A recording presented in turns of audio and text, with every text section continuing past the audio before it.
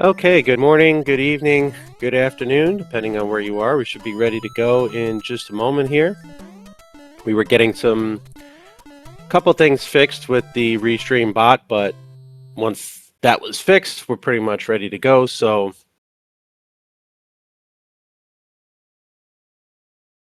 we're going to be getting started here in a couple of minutes. Looks like we're counting down and getting started. We'll make sure we're all in sync, and then we should be good to go from there. But welcome in. Appreciate everybody hanging out with us. It's going to be a best of 3 race between Kuto and Czikubi. If we're having any volume issues, if you can't hear the game audio, if you can't hear me, whatever the case may be, just let us know in the comments, and we'll get it attended to as quickly as possible. But I hope everybody's having a good day so far. Neither one of them looks like they did stash percent in the beginning there.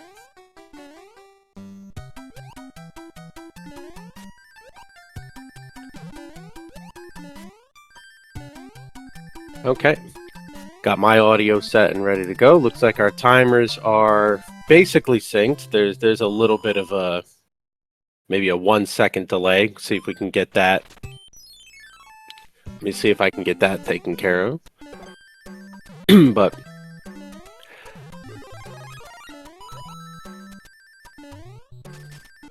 and now it looks like they're perfectly synced. Okay, so get that taken care of. Okay, through 3 levels, no fanfares. Both went star, mushroom.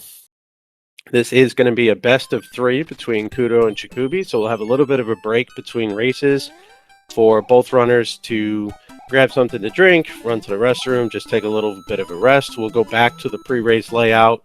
We'll have the standings updated in the chat so that everybody could follow along. Got a nice new layout here for this one. Looks pretty good with the curtain in the background. Kuto picking up a 1-up that he most likely, I would say, probably wouldn't need, just for the fun of it.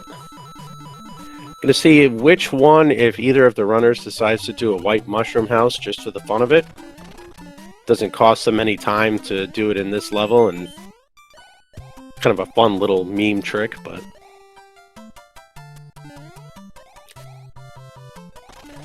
no houses were burned during the event. Is that from the popcorn from yesterday?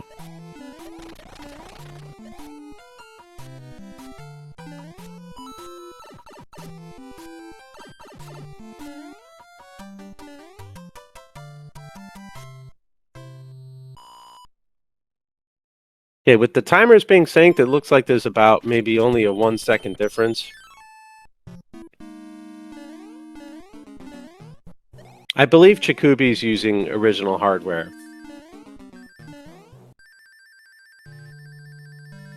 I don't know what emulator that Kuto uses. I do know he uses a keyboard to play. I believe Czikubi's on an NES, but I'm not 100%. Oh, there we go. Budsy has the answers. Nestopia. Thank you, Budsy.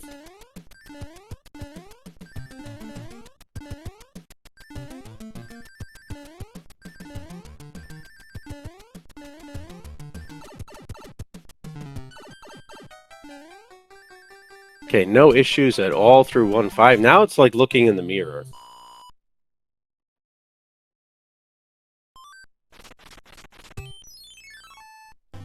Till now. So his hammer brother, Kuto's hammer brother, moving to the left of 1.6. Czikubi's moving up above 1.6, which took it out of sync. But for a little brief period there in 1.5, it was like they were playing the exact same game. 1 controller, 2 games, 2 Marios being controlled. It was pretty wild.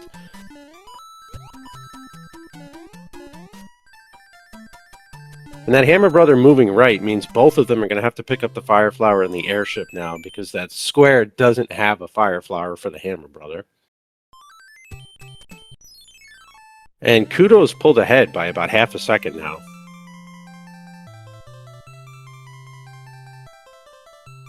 Get those Boss Bass pom-poms out of here. We don't need no Boss Bass. Boss Bass is a pain in the ass. Am I allowed to say ass, or is the FCC going to come after me now? Probably should have thought of that ahead of time.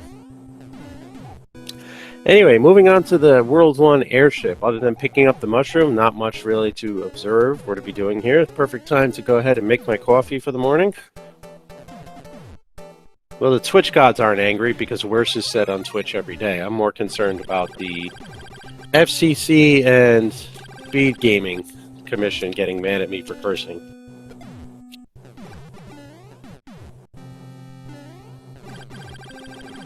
Yes, it is coffee time. And yes, the FCC won't let me be me, so let me see. Identical fire kills there, no issue. Kuto's going to maintain about half a second lead going into World 2. What's wrong with saying get your Wii's out? He was just talking about the Nintendo system.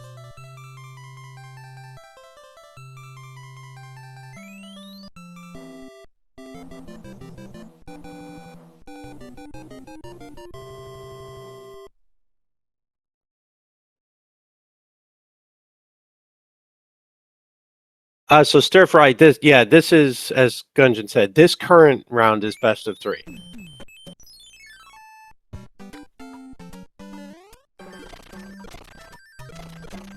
I found the hitbox on these little jumping crate things there to be a bit of a pain. Kuto getting all 3 to do the little de-lagging strategy from having too many enemies on screen.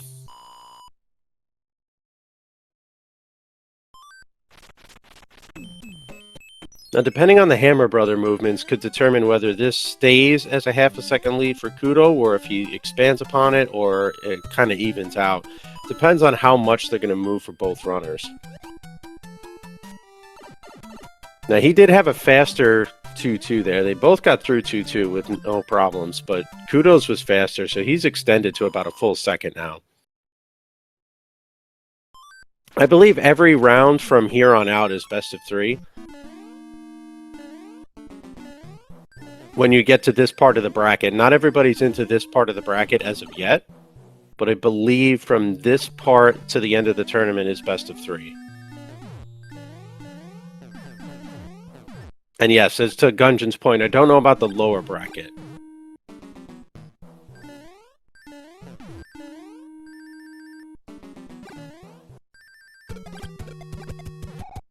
Which, as I think of it, may have been your question. When you said elimination rounds, you probably meant the lower bracket, so my apologies for misunderstanding.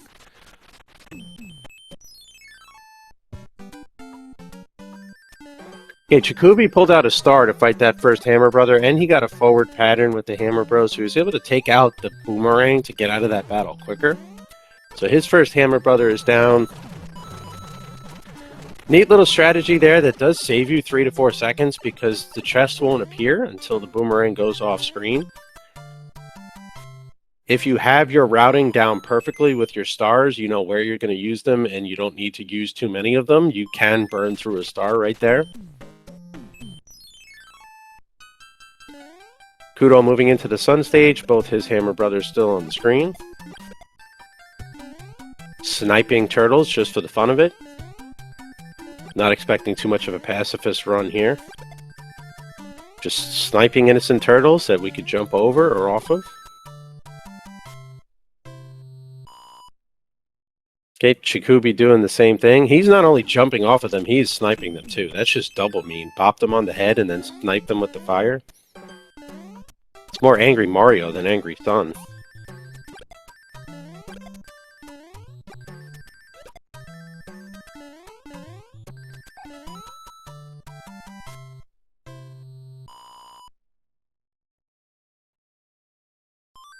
Very nice, smooth 2-5 there. I don't know if they necessarily work for Bowser. They kind of seem like they're just wandering around the world.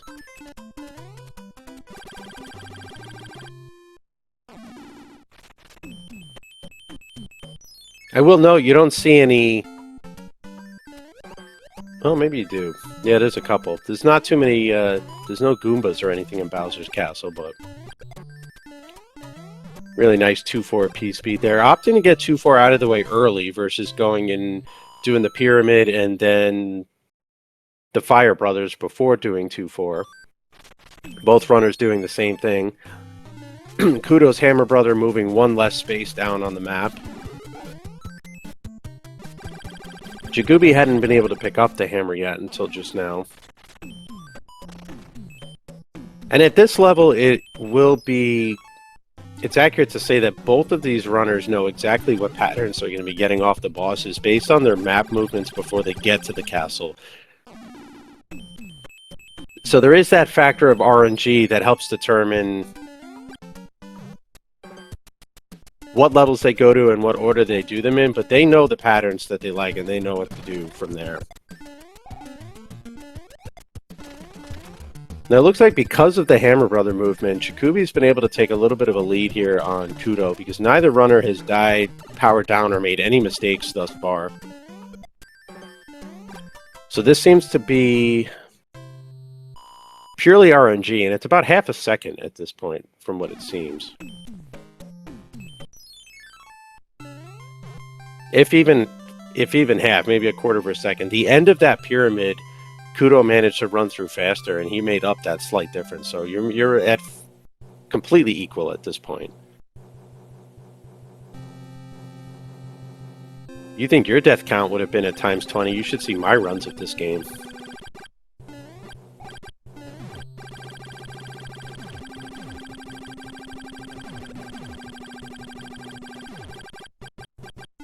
Okay, a little bit of a coffee break, and now we're back and ready to go.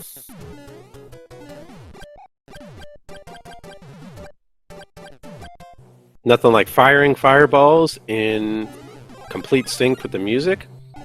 Picking up the fire flower for points and for fun. Czikubi's just adding some floral decorations to the ship, opening the box with the fire flower, but opting not to grab it. I mean, we've got an airship full of screws that just kind of stand around, flamethrowers, cannons, little weasels, beaver things to throw wrenches. You need some flowers to brighten up the bleakness of the ship. So good on Czikubi to add to the decoration.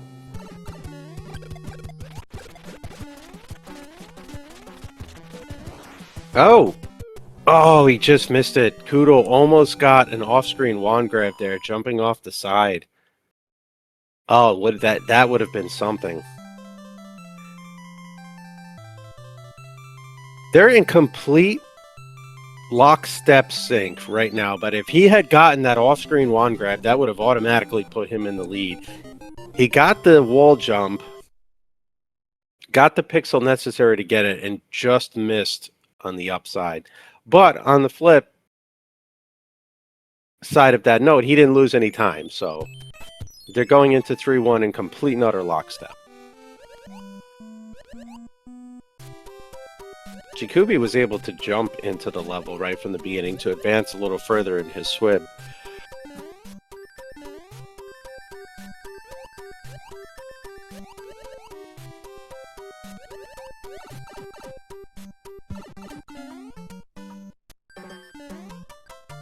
That gives him about half a second to a second lead now, just that little jump. There's going to be a lot of these very little intricacies, along with the RNG of the Hammer Brothers throughout the run. Okay, both runners got P-Speed. Neither one of them got cheap-sheeped. And no fanfare for Kuto. I've learned to keep my mouth shut about cheap sheeps until after they've passed, because I don't want to be responsible for any errors.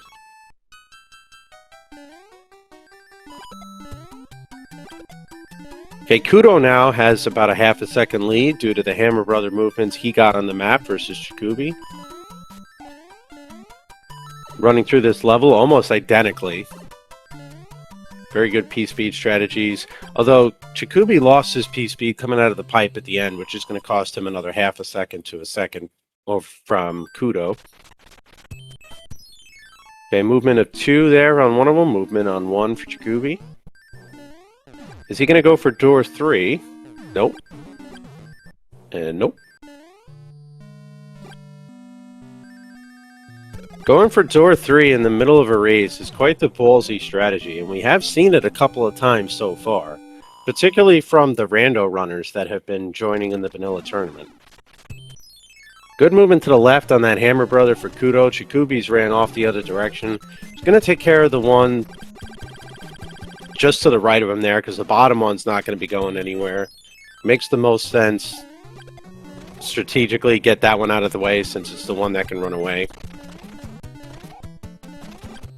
Czikubi into level 3-5 with his P-Wing.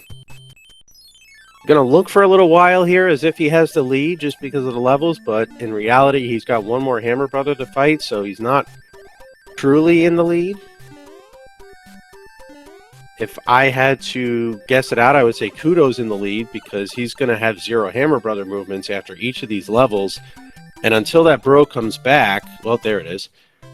He's going to be able to fight it now. So it wasn't as bad as it could have been. It didn't run away down past 3-6. But as you can see, going into 3-4 at 15-14, Kuto now has a 4-second lead due to the way his Hammer Brothers moved. God, who doesn't love a good dose of RNG?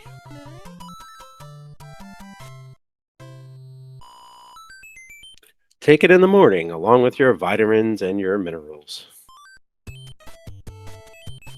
Okay, on to our next mini auto-scroller here. Mini only in the sense that it doesn't take quite as long as some of the other horrible auto-scrollers in this game.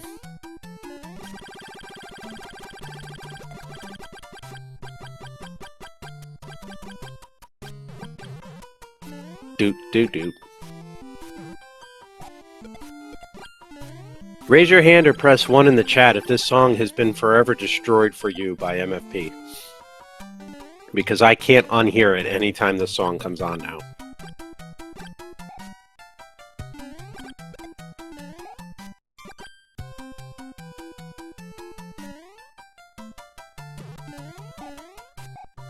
Treviathan knows what I'm talking about. Okay, Kuto's setting up for the P-Speed. Czikubi also setting up for the P-Speed. Off the turtle and into the pipe. Very nice. Czikubi's turn, off the turtle, into the pipe. Didn't duck jump. He went straight up. No issues there.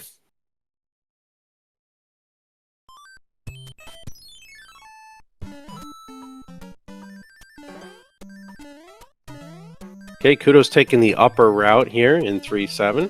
Czikubi also taking the upper route versus going underneath.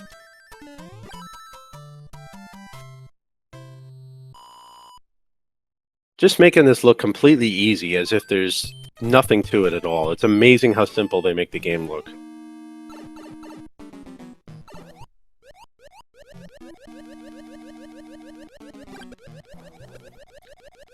Also nice that they were able to maintain their firepower. Complete and utter pain in the butt and time drain to have to pick up the fire flower in this dungeon or this fort because of that cheap sheep that swims to the box and you have to just kind of sit and wait for it to move.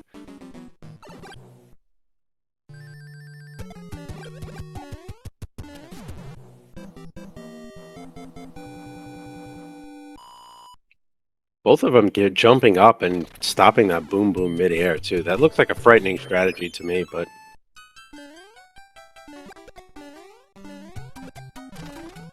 I don't know which of Louis' belongings we're selling. I'm not educated on that part of the game well enough to determine what he has to sell off. I just know that when I'm running this game, he doesn't have any possessions left by the end of it. That's the only thing I can say for a certainty.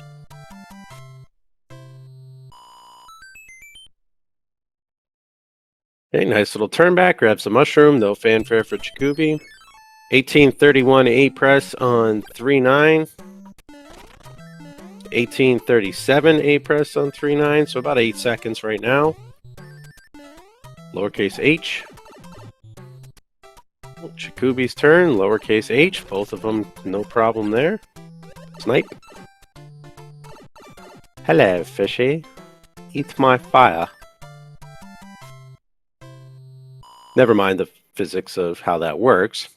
There is actually a specific type of fire that can be used underwater, so I would imagine Mario's using that type of hot fire, but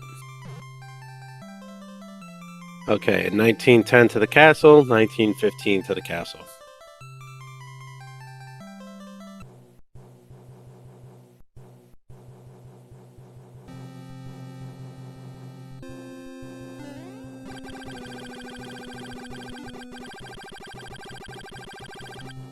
And now for everybody's favorite boss coming up here. We all love Wendy, don't we? Particularly those of us that have to fight Wendy with 0 power-ups because we're doing tiny runs.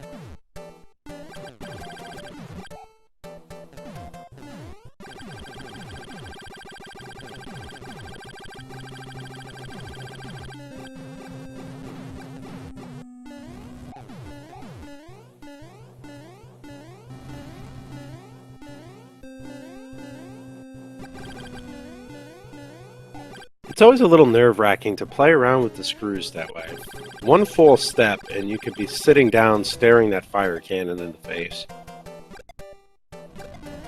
Yeah, snipe those beavers. They're a pain in the butt. They don't deserve to stay. Okay, kiting Wendy.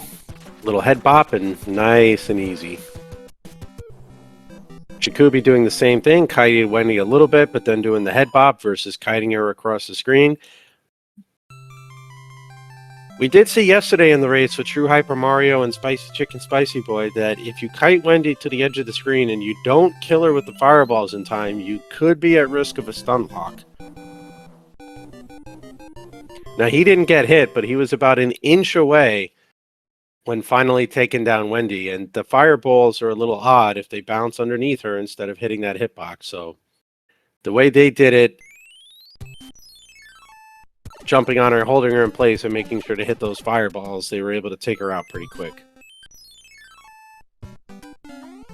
Okay, Kuto opts to use his music box right away before entering 4-1. Czikubi opting not to use his music box just yet. Either didn't like the position of the Hammer Brothers, or he's waiting to see if they come a little closer.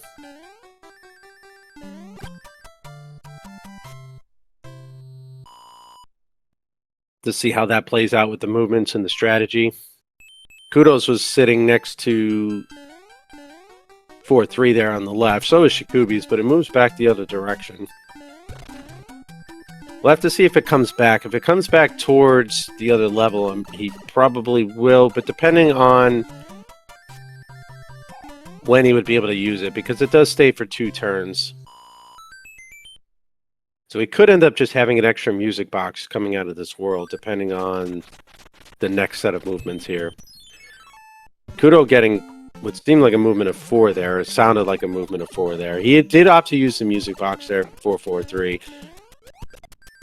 So then he's going to play this level and then play the fort and then take care of that Hammer Brother.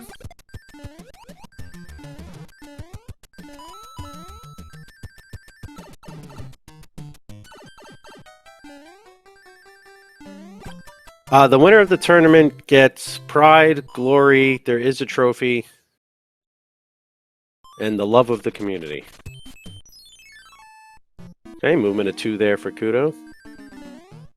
Opts not to use a star going into the fort. Czikubi lost his firepower in 4-3. He's opting not to go down below to pick it up. He's just going to continue through to the boss here and do the 3 stomps.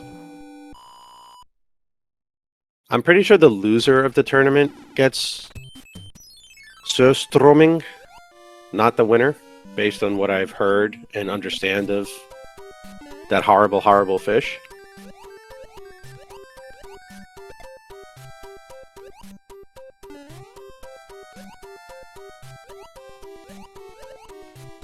Okay, 2 Lakitus and a super swim there for Kuto. Yeah, that little miniature duck jump thwomp skip is extremely difficult to pull off, but super satisfying when you watch it. Okay, 2 Lakitus, jump and a hop. And do we get the super swim? Yes.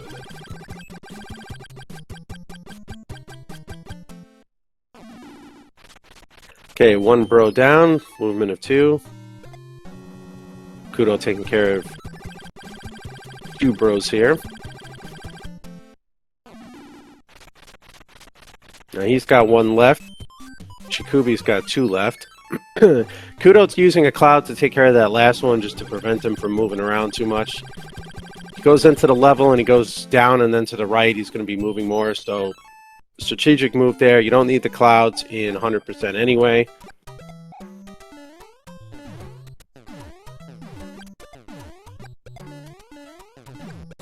Hey, those Hammer Bros are pretty big dudes. There's no reason not to feed them a face full of fireballs. Czikubi picking up his fire flower here in 4-5. You're going to chicken walk pretty much to the left of this level anyway. The P-speed strategy for 4-5 is extremely difficult. We've seen a lot of runners in this tournament so far that haven't done it or haven't even bothered to try it. Seen a couple that have.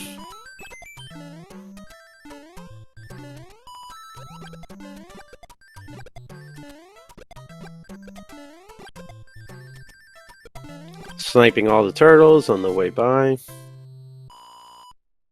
Sniping all the turtles. Turtles, do I snipe? I watch too much children's TV because of my dear life.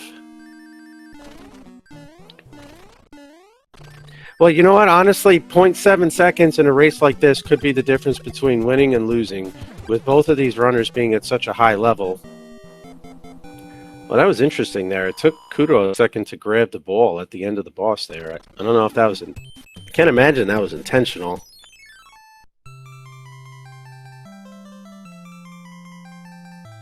But he's still maintaining a lead. He's going to be touching down on the airship, which looks to be at about a 10-second lead, but we'll see coming up here. So grabbing onto the anchor and touching down on the ship, we have 26:02 on the clock.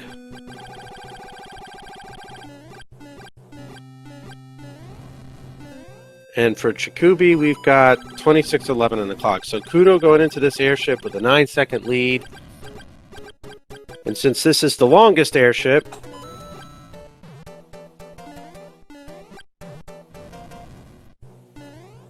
let's all take a coffee break.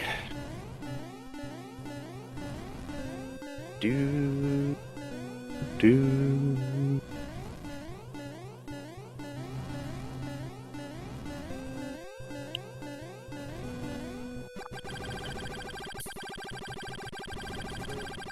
All right, well, we have the opportunity because we have some time here. Why don't we go ahead and hear from today's sponsor for our race, Mr. Al Harrington. I'm going to turn it over to you, Al. Oh, dear.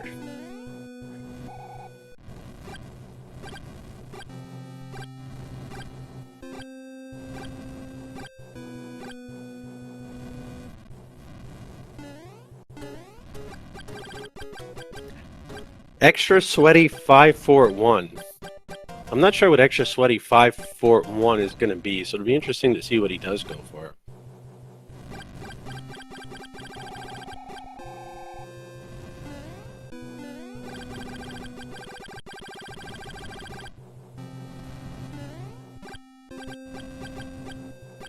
I don't know what the crossbone jokes are.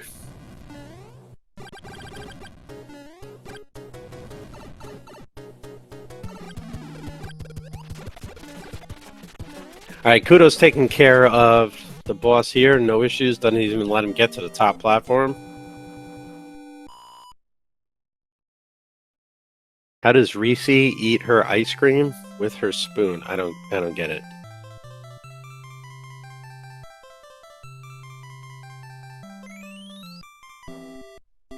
Reese's a chocolate. How does chocolate eat ice cream?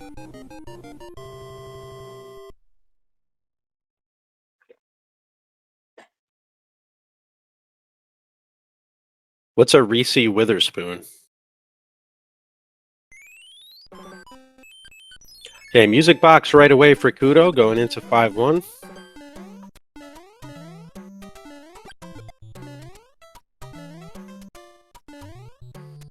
Music box for Czikubi as well.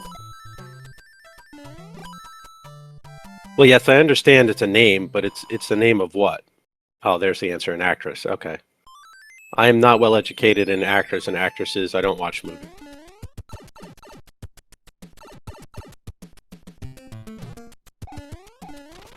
Okay, nice bounce off of that music blocks there for Kuto. Doesn't have to go the bottom way. Same for Czikubi.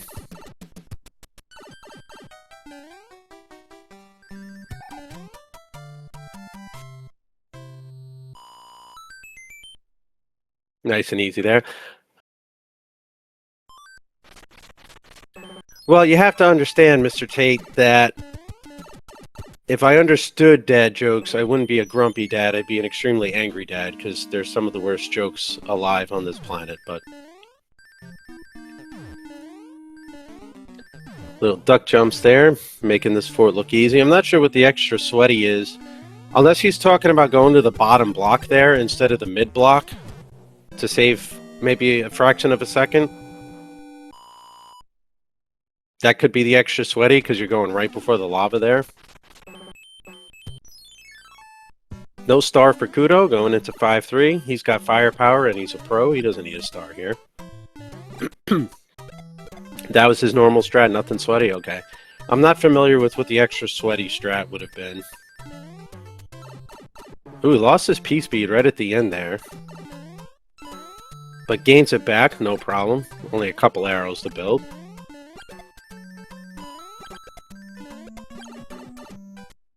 Czikubi maintains his P-speed. Not having to build those little 3 arrows back is going to earn him back maybe a second. We'll see going into the next level what the timer comes out to. Hammer Brother movements too. That was an unfortunate couple extra movements there for Kuto. Okay, Czikubi got the same movements though, so it nets out to be the same. Movement of 4 there, it seemed like, if I'm counting correctly.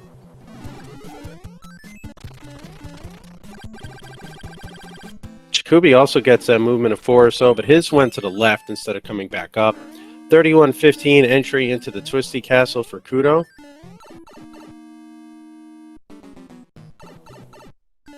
Oh, an unfortunate extra long movement on the Sky Bro for Czikubi. 31-27. So the lead is currently 12 seconds for Kuto.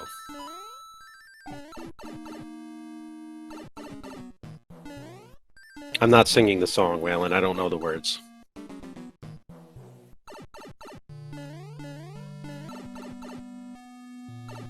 Making easy work of this Twisty Castle. Nothing bad ever happens in the Twisty Castle, right?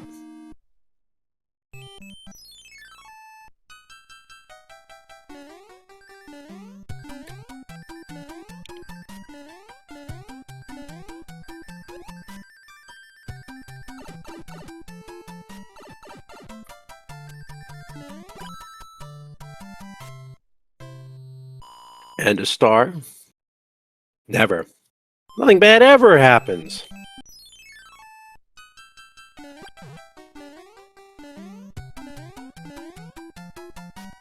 Okay, no early P-speed there for Kuto in 5-5.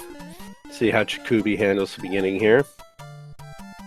He does get early P-speed, so he's going to go a slightly different route. Sniping everything in his way. And Kuto's Hammer Brothers running away towards the castle, so he's not going to have the opportunity right now to use a cloud to get over to that bro early. Now, Czikubi's did, but he's opting not to use the cloud right now to go past 5-7 to fight the bro now.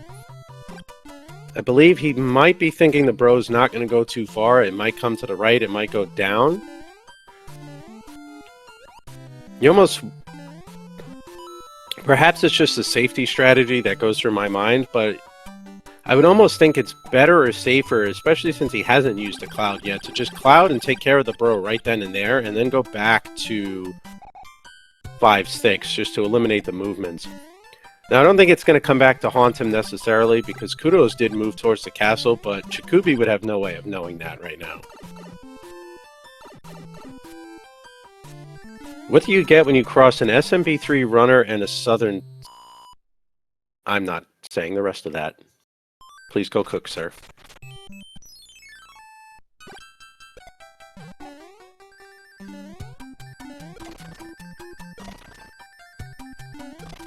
Nice little bonks there. Sniping the Lakitu, no problem. Now, see, that Hammer Brother did move to the left of the castle there for Czikubi.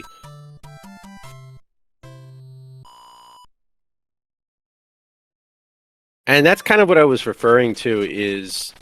Oh, and Kuto's moves back.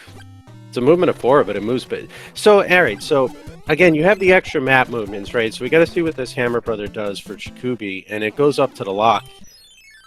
Kuto's was moved back into position, he was able to take care of it. Now, if Czikubi had used the cloud, you've got the menuing, you've got the extra map movements, but would it have net saved him time versus that Hammer Brother still running around now? And hindsight being 2020, I do believe it would have.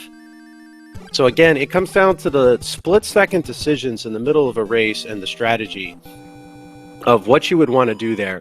In hindsight, we can say, yes, it would have been better to cloud.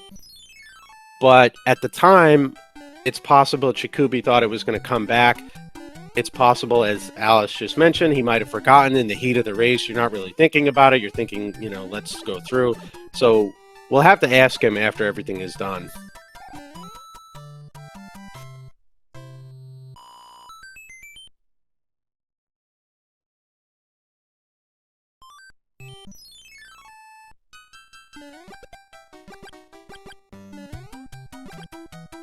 We'll count out the time, but in the end, it does look as if it cost him a few seconds because Kuto's Hammer Brother was polite enough to come back above the castle and to the right. Now, another auto-scroller here with no floor at the bottom, but nothing bad ever happens in 5-9, right? Nobody dies in 5-9.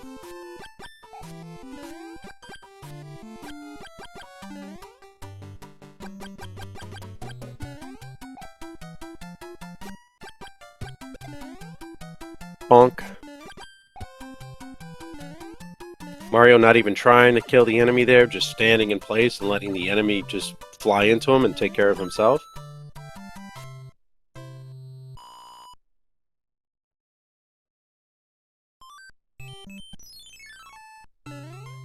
Texas is Texas and Florida is Florida.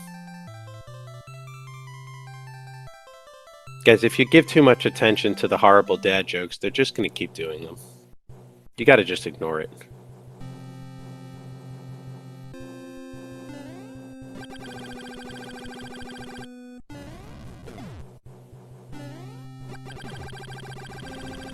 I don't know why, it's oddly satisfying to just mash the fire button and have all those extra fireballs come out because they're going off screen so quickly. Doot, doot. Do do do do do do do do do do do do. Once again, Kuto picks up the flower. However, Czikubi just leaves it as floral decorations for the airship. World 5 Airship is brought to you by Chiquita. Chiquita Guatemala Bananas. The breakfast that's keeping me going.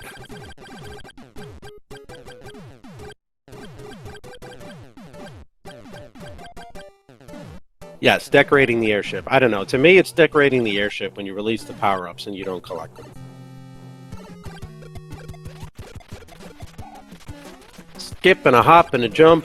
No off-screen wand grab on that one. 37.49, 37.48 wand grab. Let's see what Czikubi gets. Hops not to do the hop, skip, and jump. Doesn't get off-screen wand grab. 37 to 38. So Kuto's got an 11 to 12 second lead at the current moment.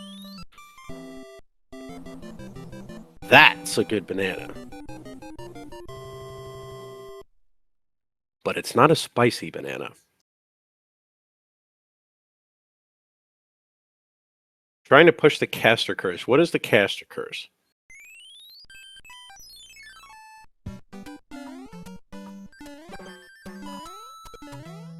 Not going to read the dad joke. On to 6-1 for Kuto. Making easy work of it.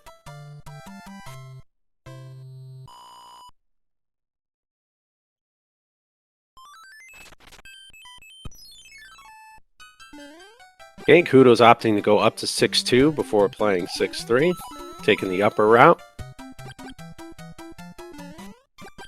Hammer Brother moves in front of 6-3 for Czikubi, so he's opting to head down that way, take care of this Hammer Brother now. Oh, the irony. The Hammer Brother gives you a hammer. Oh dear.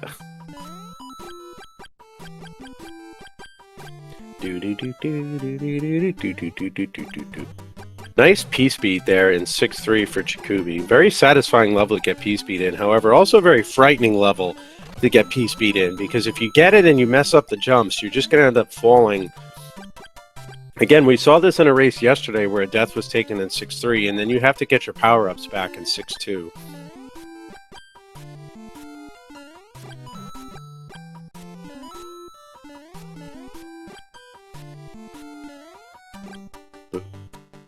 That one was terrible. Referring to the dad joke.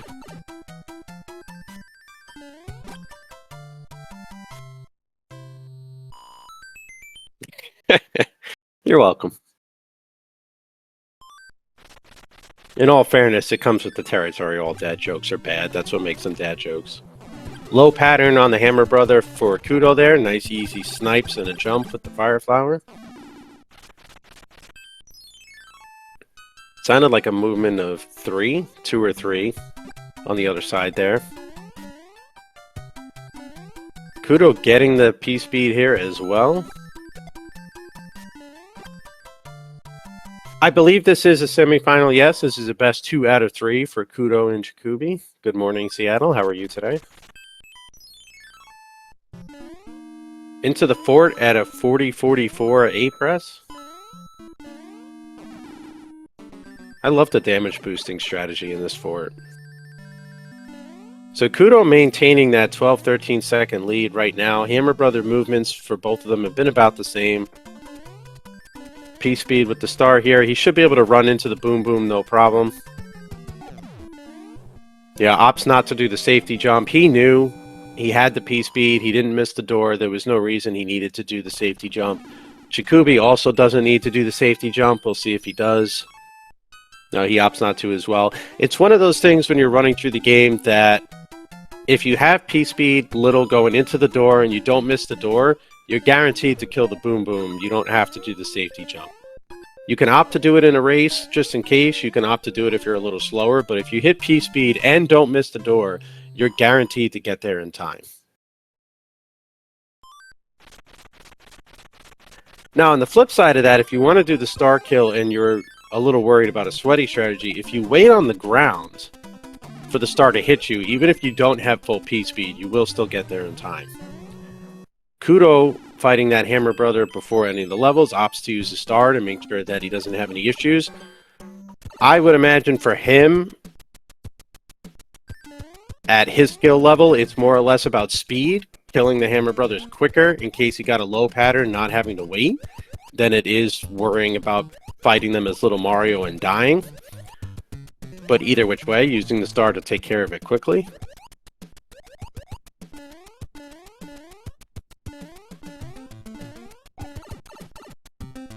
Mr. Flindo, I thought you were off cooking. You're already back making more dad jokes?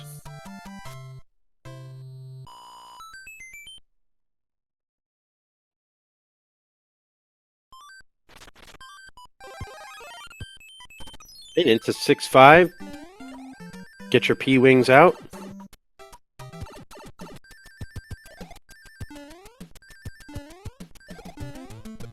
Okay, no spicy chicken, spicy kick here for Kuto. He's going the upper way. Gets the despawn on one of the munchers. I believe they call it a squirrel kick, but I like to call it the spicy chicken kick. Kubi not doing it either. Also getting a despawn on one of the munchers.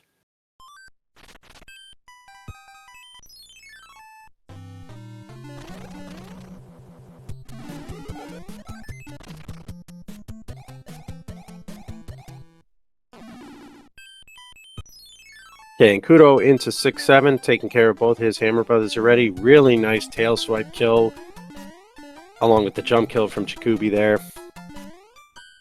Alright, Mr. Flindo, here's a dad joke for you. Have you ever heard of hide the wingtip?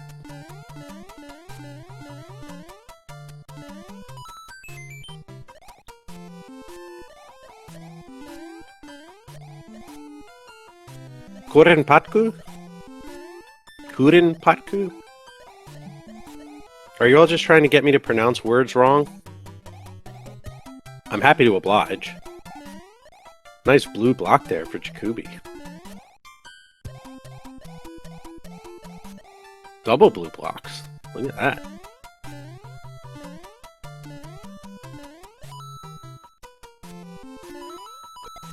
Waiting around, nothing to do. Because of auto-scrollers, gonna sit here, nothing to see.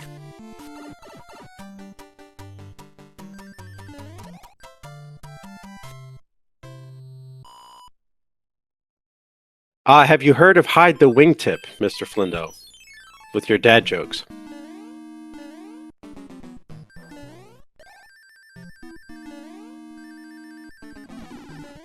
Okay, very nice purposeful damage boost from Kuto there, just missing the thwomp on the other side, which is irrelevant anyway if you're going to use the P-Wing. I see. Well, allow me to explain. Hide the Wingtip is a game. The wingtip being my shoe, and the hiding place being your ass if we continue to get the horrible, horrible dad jokes. Now, how's that for a dad joke? Good P-speed build up there in 6-8 for Mr. Kuto, bouncing off that last one. It's such a satisfying P-speed strategy. Yes, it is. It's a satisfying P-speed strategy, and even though the thing is over the hole, if you jump in the right position, you're guaranteed to hit it. It can be a little frightening, right? This looks like a 295. Very nice, 295 from Kuto there. Czikubi getting his P-Wing out. Oh, this could also be a 290. This could be a 296. Just ticks the 295. 295 on both runners. Very, very nice there.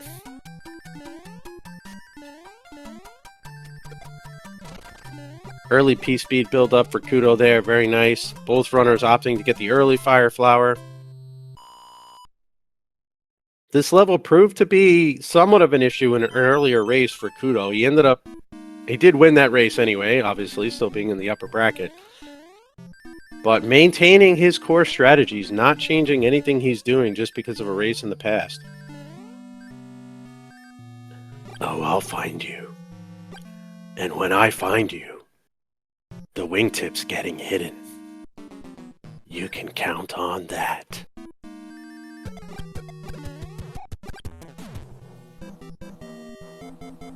No reason not to shoot those ghosts, right? Give them some of the fireballs they deserve.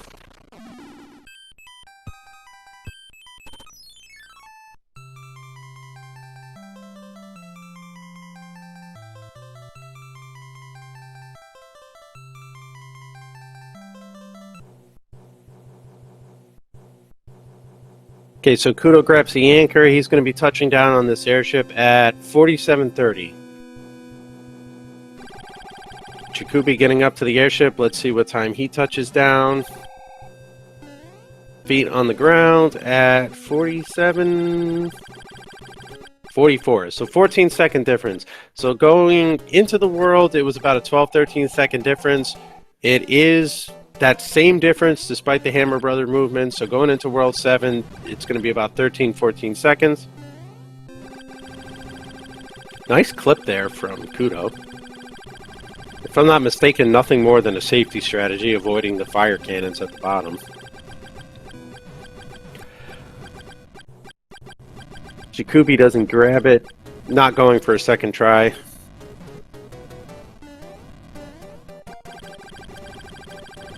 The answer symbol is beef. Yeah, clips could be huge. They're going to go for the sub-pixel manipulation here, and if I'm not mistaken, Kuto's also going to go for 7-7 clip with the sub-pixel manipulation on 7F2 after grabbing the hammer shoot. So you see he's doing these tiny little movements while he's waiting for the wand, and that's to set up the sub-pixel manipulation. Beef. It's what's for dinner. Little interesting ball bouncing from Czikubi there, but he's also trying to set up the sub-pixel manipulation.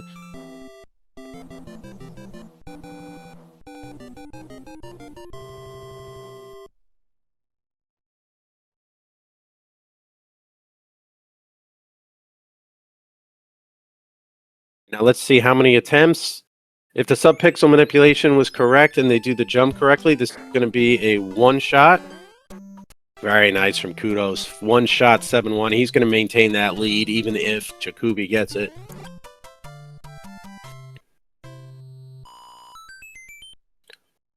Where's the beef? One shot, 7-1 from both runners. Very nice.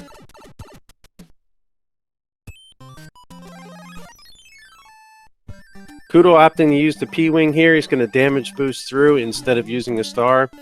Doesn't need that P-Wing later. He doesn't use it for 7-9, so he's going to be going down and through.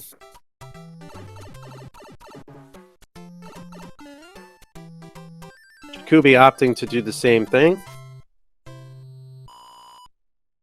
Nice easy jumps there. Why are they making this game look so easy? I'm not fond of the fact that they make this game look so easy because it makes people like me who are suckers feel like, oh yeah, I can do that. And then when you boot it up, you die every 10 seconds. It's very rude. Almost clipped into that little spiky beetle there. Now let's see how the 7-5 clip comes out for both runners.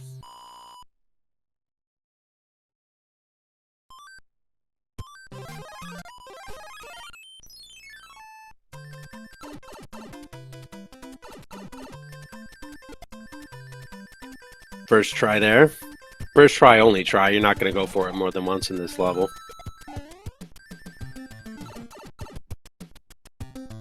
Now, more practice would indicate a willingness to continue running this game, and that's not going to be happening. We've moved on to Luigi Bros. Czikubi's not getting that clip is going to cost him about 6-7 seconds here compared to Kuto, because Kuto did get the clip. Luigi Bros is the better game anyway. Shout out to Louie. What? Kuto's nailing every trick. First try. Almost had an off-screen wand grab.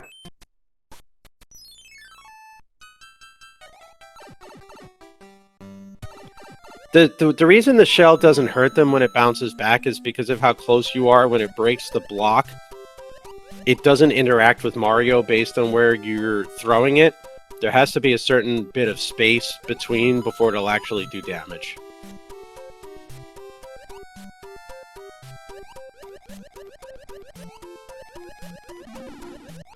Oh, and Kuto takes damage there from that horrible, horrible fish. Yeah, very bold takes this early in the morning, but that's all you get when you have a giant cup of coffee in front of you and you're just yapping away. Now, I've always said with this level, it depends on your comfortability with the tail. So let's say, for example, you're not at the level of these two runners, which clearly I am not. I will actually sacrifice the tail and take a fire flower here so I can snipe the fish and prevent any lag in the level. And then go ahead and use my cloud and then P-Wing back to the fort. Versus not having to use that extra P-Wing, not having to use the cloud, and circling back. And the only reason I do that is because, again, if you're at a level where you're not comfortable not taking damage, you're better off just doing the D-lag with the fire flower. But when you're at the level that these two runners are, an unfortunate bit of damage there for Kuto, the faster strategy is keep the tail through this level, play the fort, then go into 7-6, use the P-Wing. So you're going to see the difference here. Yeah, the damage doesn't cost as much time as he saved with Czikubi not getting the clip. It's only going to cost him about a second for menuing, maybe, half a second, and another second or so for movement. You're going to see him use the cloud here. He's going to go to 7-6, use his P-Wing, and then he's going to go backwards. He saved enough time by getting the clip that Czikubi missed that it's not going to hurt him. However, as I was mentioning, for newer runners of the game, if you're not confident you're not going to take damage there, it's not a bad strategy to pick up that fire flower and prevent any lag, which will save you time. And it'll make up some of the time difference.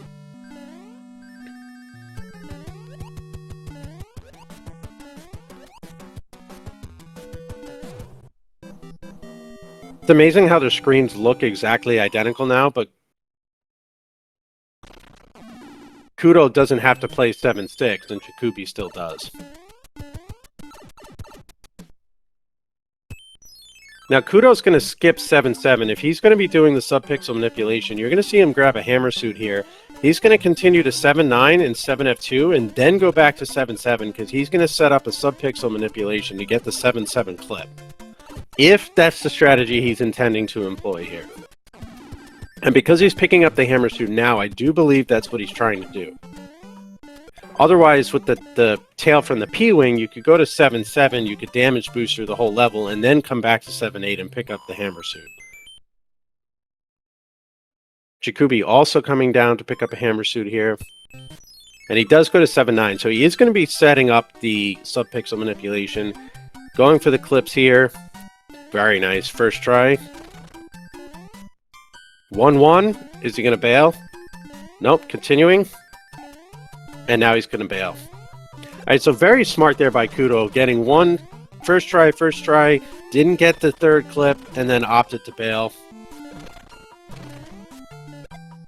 Czikubi, meanwhile, is in 7-7. He's got his hammer suit, but he's not going for subpixel manipulation.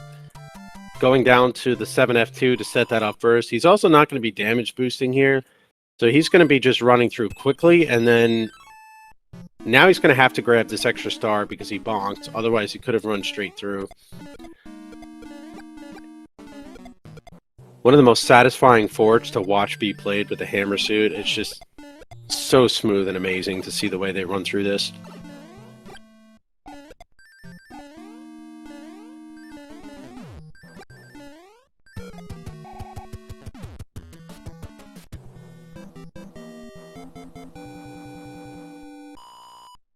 So that little bit of movement you see there at the end of the fort, that's Kuto setting up the subpixel manipulation. Now we're going to see if he nails this 7-7 clip here by going into the edge of the pipe with P speed. No, wasn't able to grab it first try, so now he's just going to play the level normally. The only time he's going to lose on this over Czikubi is the extra map movements he made, and he had enough of a lead where this is not going to affect him.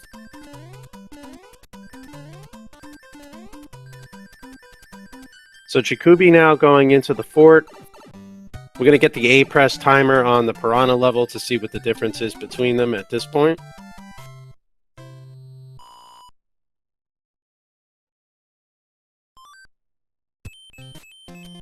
So Kuto's going to get into it at 57-19. He's not bothering to use a star. He's got a hammer suit. He's just going to bully his way through here. Knows exactly what he's doing.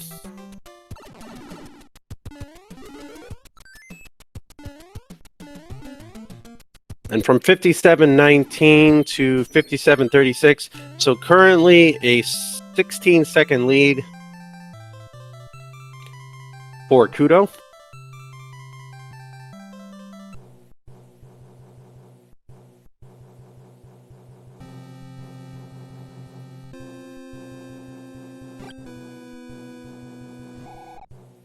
It's been a tight race the entire time. The main difference in this world was he was ahead by 12 to 13 seconds coming in.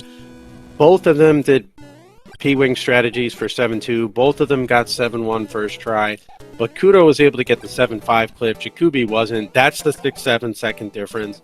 Neither one did 7-7 clips. They both got the same 1-1 and then bail clips in 7-9.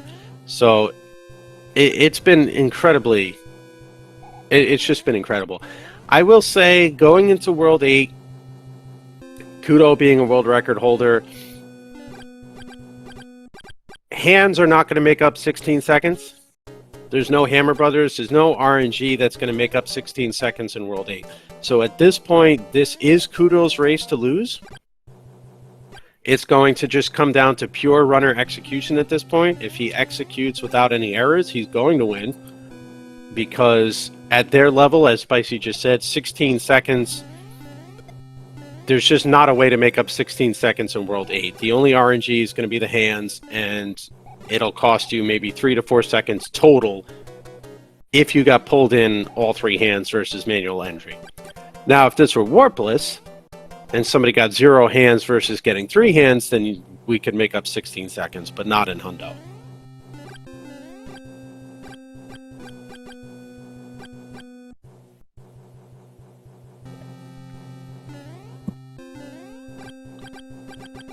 The other thing that could make a difference, and again, it comes down to runner execution, is if one of them loses the hammer suit, there's a time difference to be made up on Bowser, but yes, yeah, the bro in Tank 1 does make a difference based on the boomerang, if you were to be forward or backwards or get rangless, depending on that, but Spicy's right, it's about 1 second. In Hundo, there is no physical way to make up 16 seconds other than runner execution. There's no RNG that'll make up 16 seconds. How about lending me your clothes?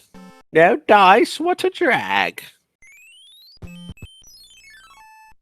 I don't have enough scarrets.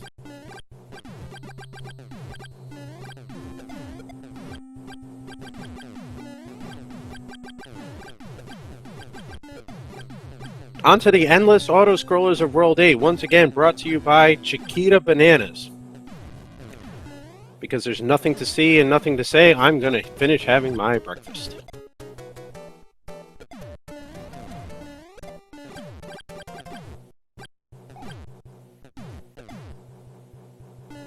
That's true, Dungeon. They could miss the 1 cycle and 8 for it. That's going to cost them a little bit of time.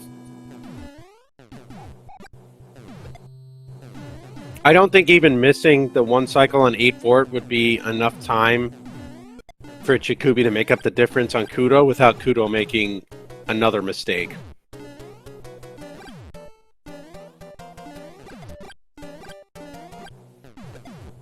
I would say stir fry, generally speaking, RNG is going to be the big difference between runners at this level. Kuto is extremely consistent on getting 110x, if not 109x. Czikubi is also extremely consistent. Neither runner's taken a death in this race. Neither runner has made mistakes. Czikubi lost his Fire Flower in 4-3 is about the only power-up mistake I can think of. So thus far, the clip execution, level execution, and RNG has been the only difference between them, which is why Kuto has the lead. It's been close the entire way.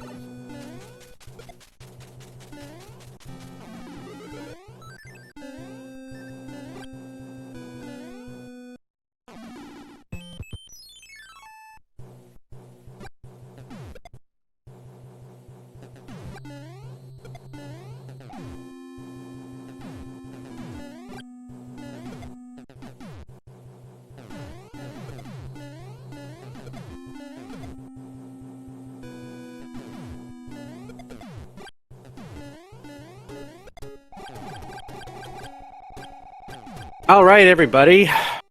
Bananas are completed. Breakfast is done. Just got to finish up the coffee.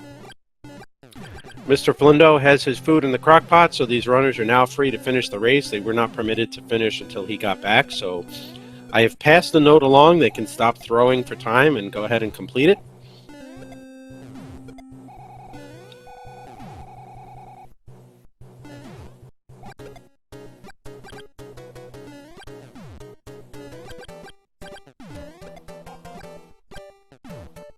Do.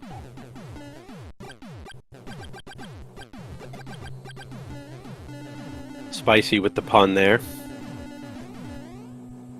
Hey, I gotta eat sometime. This potentially could be a long one. And I muted the microphone. I've got my cough button.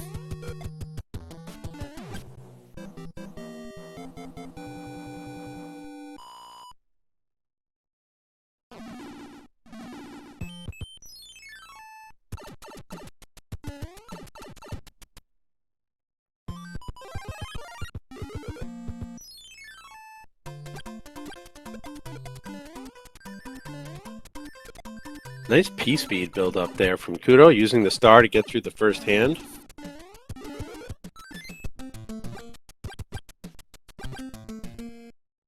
Czikubi also using the star, he gets pulled in. Kuto gets pulled in by hand too. P-speed build up, same for Czikubi. I don't know what ASMR is, I'm afraid to ask.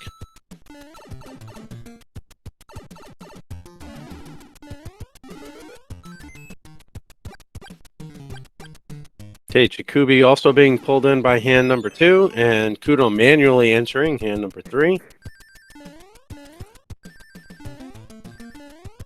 Look at that, nice question mark block jump. Cheap can't even keep up with Mario. He's moving so blazing fast.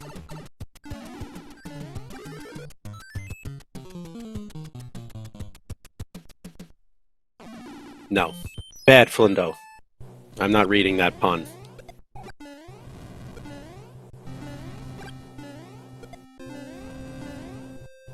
Alright, into the airship for Kuto here.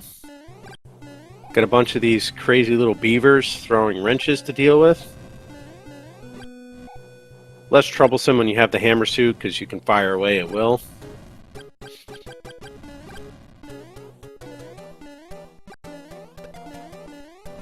Yeah, Czikubi got the unfortunate end of the stick. It only really, as we said, it cost him maybe about 3 seconds, but...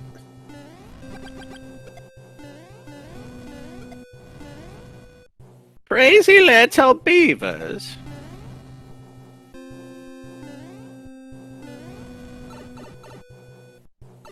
Ah, yes, no problem, Brandy. That's what the mute button is for after all, right?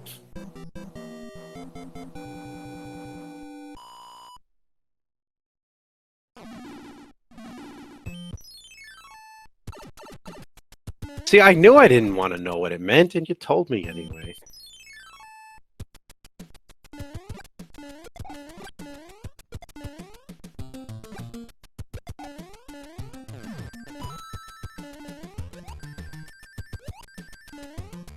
I love watching these guys go through 8-1 with P-Speed. It's just beautiful to watch.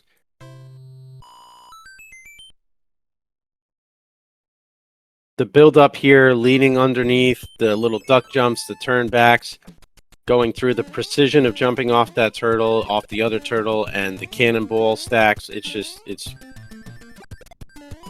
absolutely beautiful. Snipe, snipe, snipe. No issues in 8-2.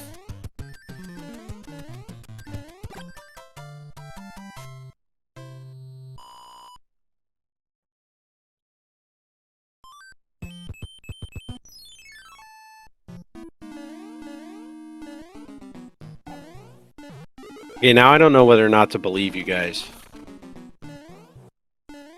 I'm getting too many different answers. Does anyone else yell Kobe when they fire off a hammer?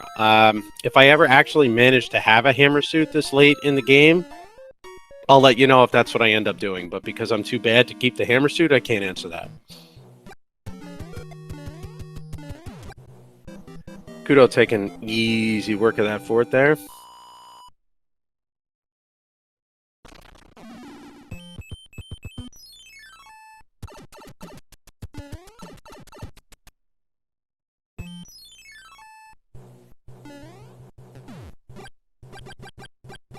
It's been amazing. This race has been so close right from the start. The point in time where Kuto took the lead was in World 3 when he got better Hammer Brother RNG, and he hasn't looked back since. He was able to extend it in World 4 because Czikubi lost his firepower, and then he extended it even further in World 7 when he got 7.5 clip and Czikubi didn't, but...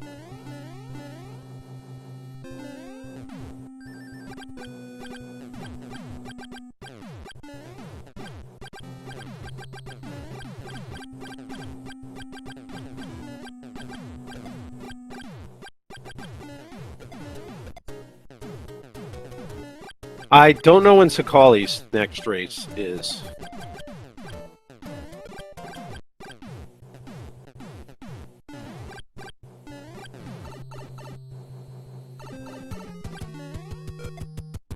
I seem to have opened a entire can of worms in the chat by saying I didn't know what ASMR was, because now it's all I can see in the feed.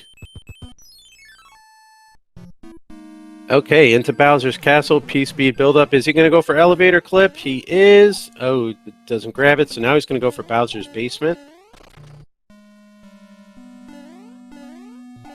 One try. 2 tries, Bowser's basement. Very, very nice.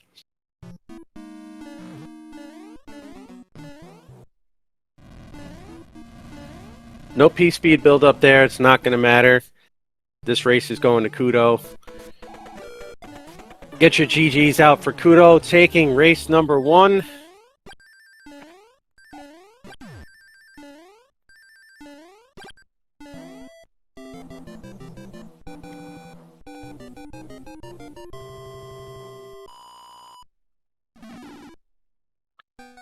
Very nice race there by both runners. A 1:10.01 for Kuto. This is going to be about a 1:10, maybe 20.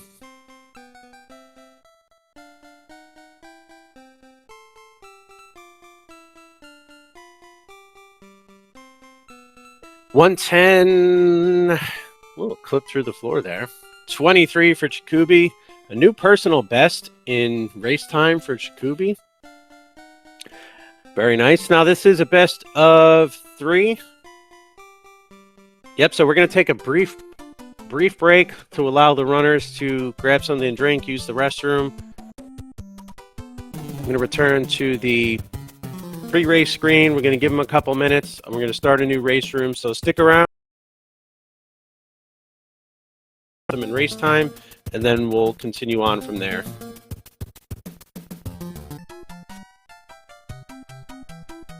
All right, we're ready to go for the next one. We're going to be starting in just a minute here.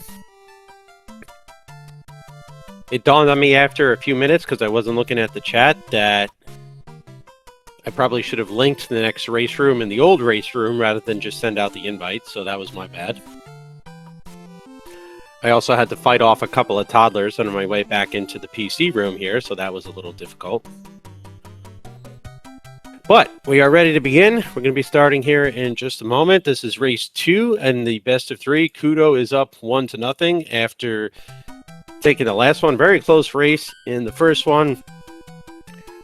I can only think of one mistake, power down mistake that was made throughout the race. So both runners were extremely close the whole time. No, they didn't drop any good loot. They just dropped the stinky kind.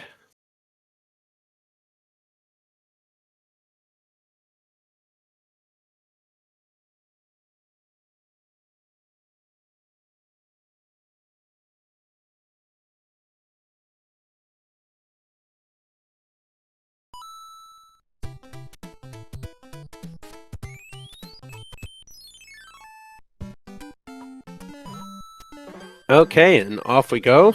Got that same 1 second difference, so we'll get that taken care of to get synced.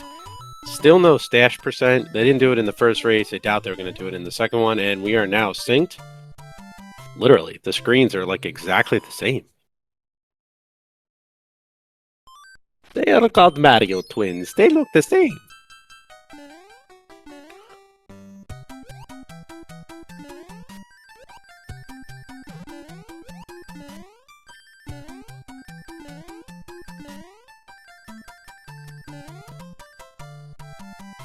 Okay, a little bit of lag there as we come through getting the sync all set, so apologize for that, but...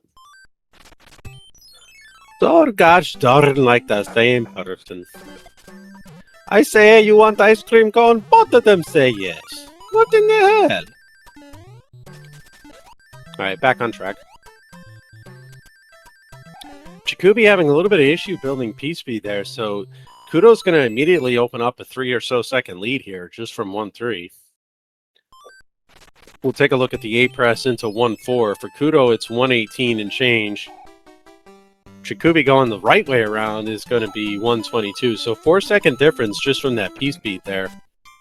When I say the right way around, I'm talking about going to the right of the screen. I'm not saying there's a right or a wrong way to enter 1-4. When I first started speedrunning this game, somebody, I don't remember whom, told me that it was slower to go over the mushroom house, and I don't remember if I asked why, but I do remember somebody telling me that. Don't know if it's true, but...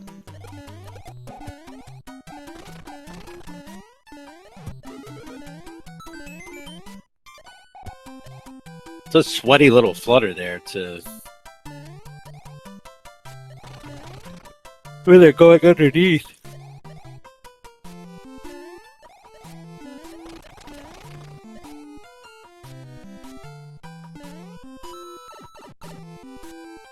Into the pipe with no problems whatsoever.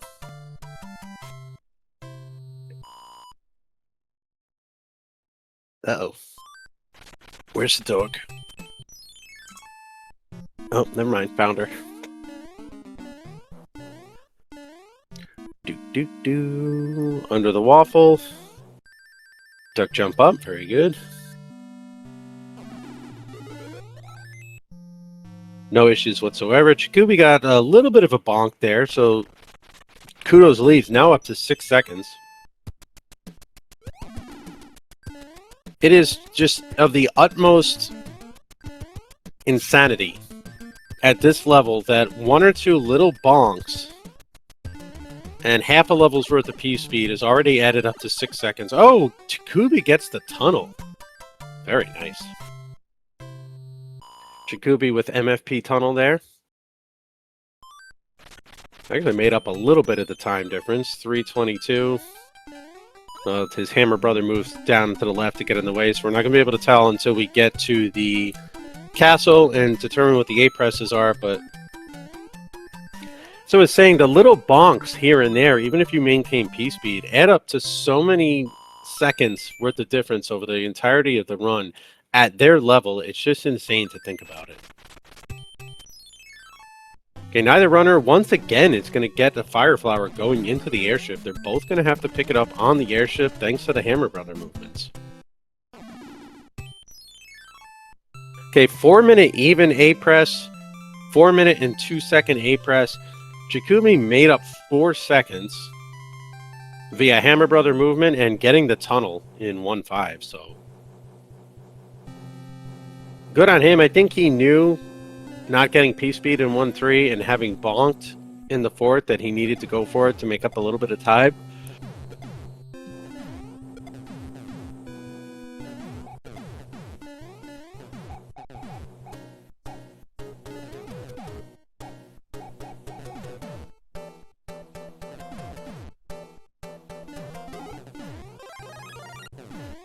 Alright, and as we wait, as they grab the Fire Flowers, this airship is brought to you by Low Acid and Organic VitaCup. The perfect coffee for people that need a low-acid diet.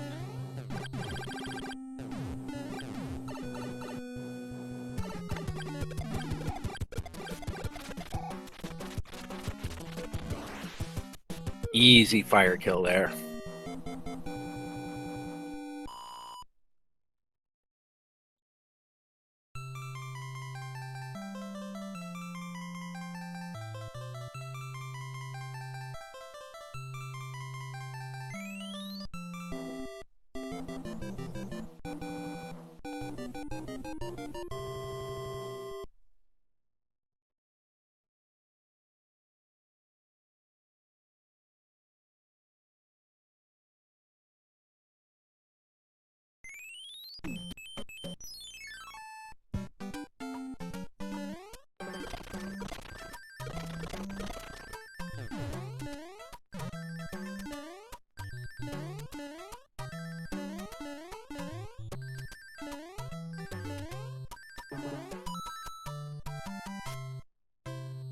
A little bit of lag there, but we're caught back up.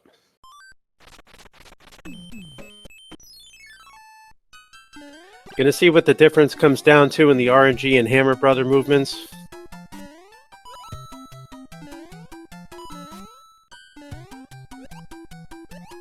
See, tight race makes more sense. I wasn't sure if you were going for UK style or Australian style with that one.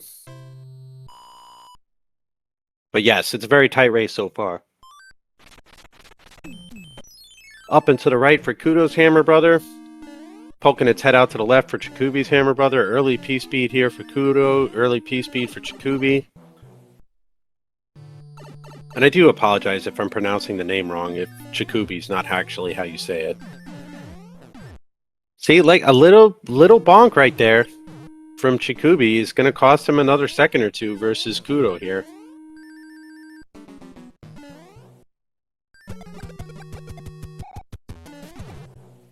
$7.09 grab on the orb. $7.12 grab on the orb. That little bonk cost Czikubi a second or two. Oh, what a marathon there for Kuto. That is unfortunate. Czikubi pulling out a star to go after this boomerang brother. Takes care of the boomerang. Takes care of the hammer bro. RNG was not in Kuto's favor on that one. Gets the green rocket. Being a Brit, it is a right race, though. Okay, so fair enough.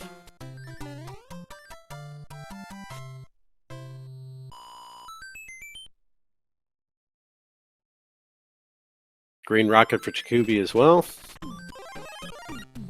Okay, this hammer brother, it came back, poked its head out. Kuto also using his star to take care of the bro here.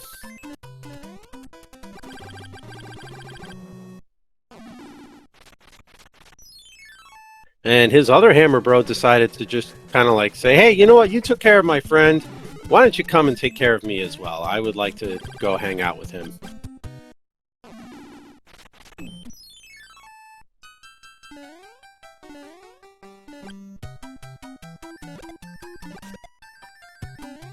You're experiencing a little bit of lag with the stream and the bot. Nothing to worry about, though. We're all back and ready to go. Sniping turtles in the angry sun again. Kubi appears to have taken a little bit of a lead because of the hammer brother movements that Kuto got. It's going to be moving down now into 2-5. Take care of this before any other level.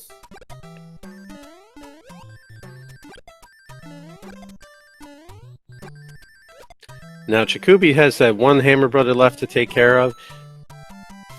This is going to give us more of a realistic time. You got the end card, picking up the hammer. So it looks like Kuto's still slightly in the lead. I would say maybe that's still 1 second difference. He lost the 2 seconds to the RNG, but he is still in the lead over Czikubi. Both having 0 issues in 2-4 here. Sniping that boomerang bro at the end. He gets what he deserves. Shouldn't have been standing there. Now, in the last race, Kuto's fire brother was all the way down at the bottom of the map, and in this race, it's Czikubi's hammer brother that's all the way down on the bottom of the map. They get praise, admiration, they get a trophy.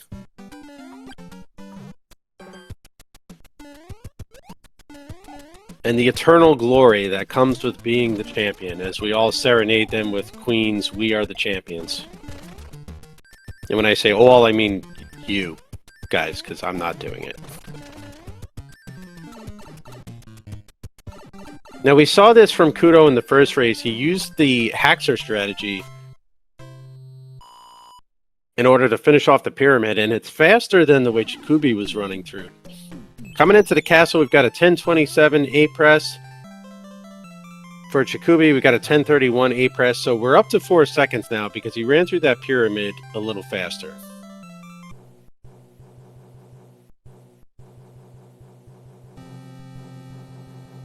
No, it's an actual trophy, like a physical trophy. It's not like a certificate. And I can tell you from experience, having already been eliminated, there are no participation trophies in this one.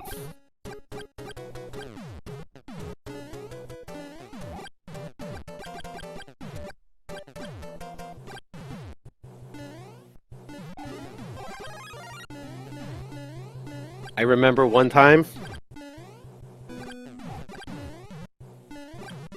Pepperidge Farm remembers.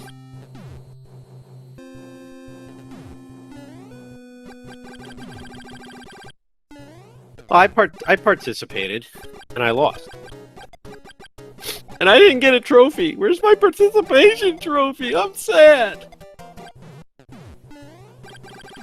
No, my times were terrible. I didn't deserve one. If they gave out participation trophies for this tournament, they'd give me one that said worst Mario runner in the tournament.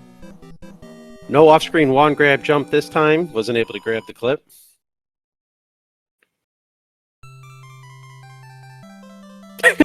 Your participation trophies in another castle. Yeah, but for mine, it wouldn't say you tried. It would have to say you tried and failed. Failure.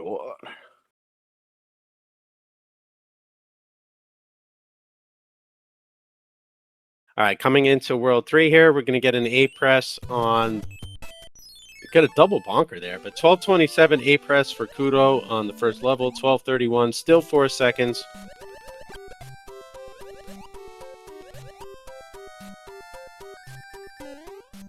And Ren, as the father of a 16-year-old,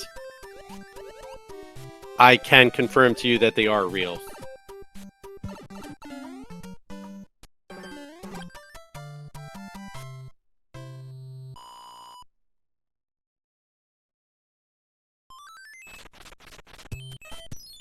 Okay, movement of 2. Movement of 1. P-speed build up for Kuto. Bonk. Bonk. Bonk. No weird noise. Blop. No cheap cheeps in either race so far for either runner, and no fanfare for Kuto, so we don't have to worry about that.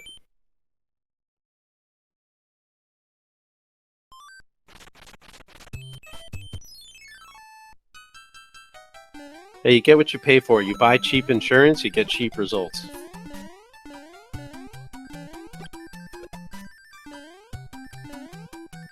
Have you been injured in a speedrun involving cheap cheeps in World 3 too?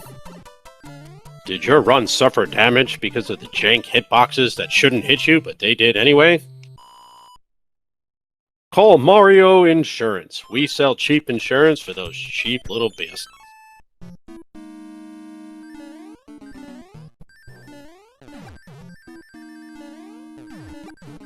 Okay, still no door 3. They didn't do door 3. Oh, I take it back. Czikubi went for it and he got it. I was looking at Kuto's screen, but Czikubi went for door 3. He got door 3, and I believe he just took the... No. Yes, he just took the lead. Yes, okay, and the Hammer Brother moved down for Kuto. He got more movement, so Czikubi is just taking a slight lead here. That was a reverse commentator's curse. I said no for Kuto, but then Czikubi went for it. I almost think because he didn't do it in the first race, being down 1-0, that Czikubi figured, let me go for it. I don't know if he thought that Kuto did it in the first run and he was going to do it here, but he has just taken the lead. No. Cheap insurance does not cover Boss Bass. Boss Bass is a policy rider. You have to pay a little bit extra per month for that. A nice tail swipe kill there. Takes care of the Hammer Bro before going into 3-4, so he's able to use the tail.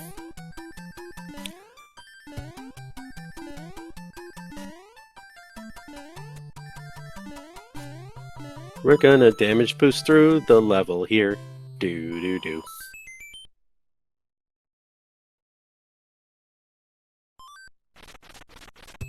Now, Kuto does still have that Hammer Brother. He ran away down past 3-8. Now, there is something you could say here. He did get the runaway. Depending on the position, you can cloud 3-6 with the bridge open to go down to 3-8 to play that level and then take care of the bro. Once you beat this level, the bridge is up, and you're not going to be able to do it for 2 turns, so I don't think he's going to do it. He might be waiting for it to come back up.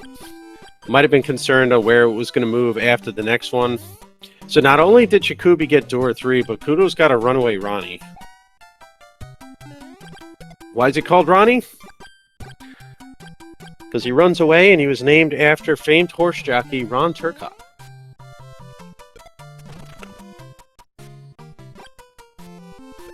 Maybe. I don't know. I just made that up off the top of my head. However, I like that story, and I'm sticking to it. Both doing the same 3-6 strategies that they did the first one. I never had an Aunt Ronnie, but I did have an Aunt Connie. That bro's running away down past 3-8 at this point.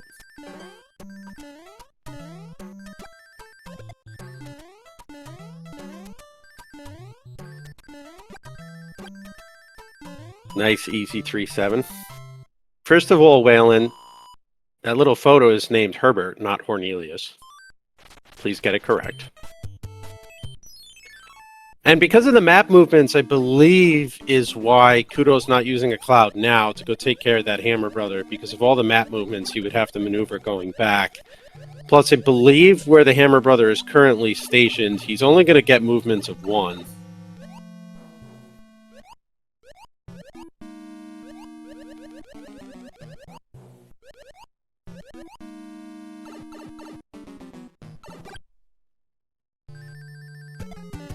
When you finally get a hammer suit and the Hammer Brother walks into you.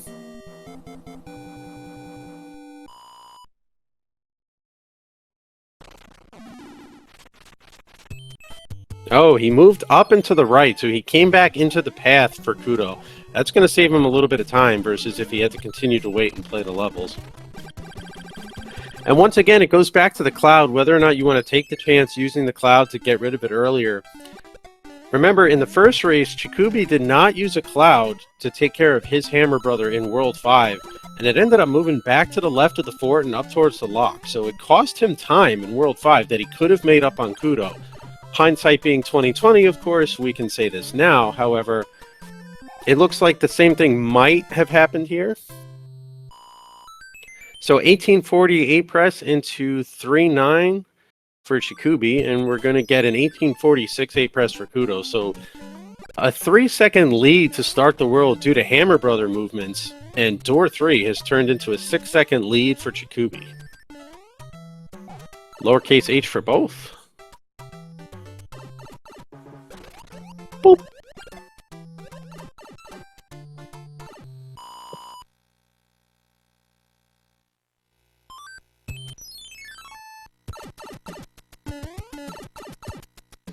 Boing, boing, boing. It's so terrible. The king has been transformed. Please find the magic wand so we can bring him back. You know what? Why don't you do your own work? Why does Mario have to do it over and over and over and over again?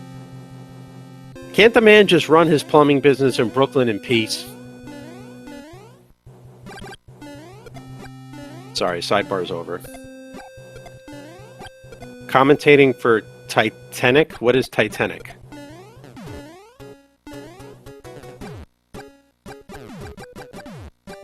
Until the Mario 3 tournament, I'd never done commentary for any game, period. This is my first time ever doing it.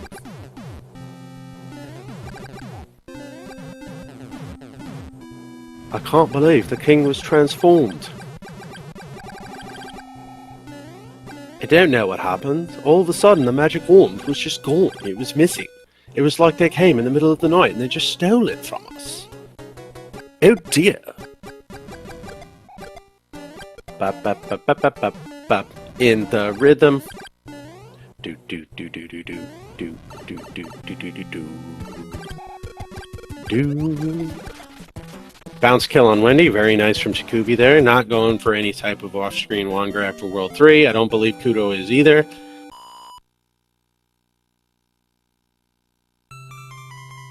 In fact, I don't know if you even can on the flat stage for the boss fight, but...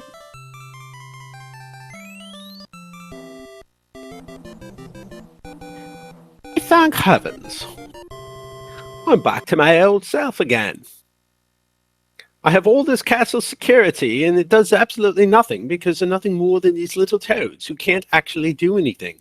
Why? Because I'm too cheap to hire real security.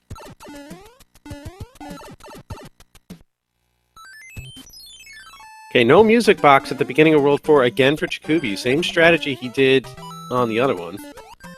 Kuto once again using his music box right away. Half a wrist. I don't know what aristocrat is. I also don't know what Ringo Starr is, to be fair, so I suppose it doesn't matter.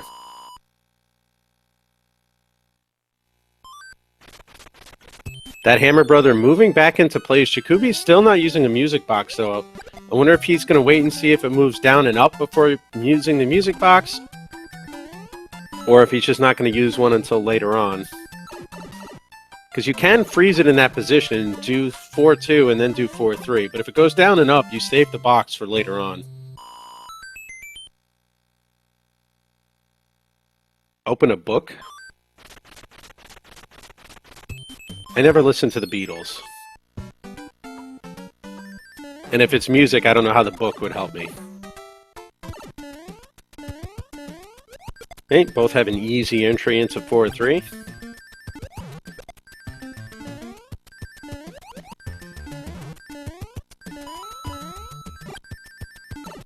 Wooden block jump, duck jump, wooden block jump for both.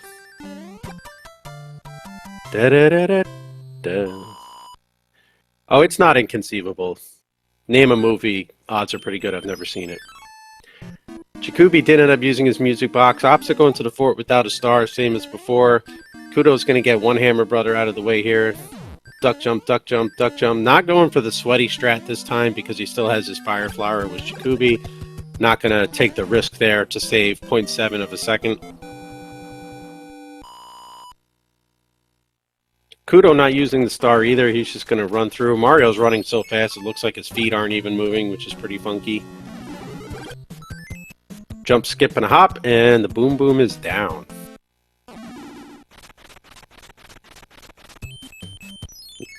Well, it sounded like a movement of 4 there for Czikubi. It had to be a movement of 4 or 5 for Kuto based on the appearance of the map taking forever to load. 1 bop, 2 bops. 1 bop. 2 bops. Super swim. Super swim. It's like we're watching a replay of one game being put onto the other screen.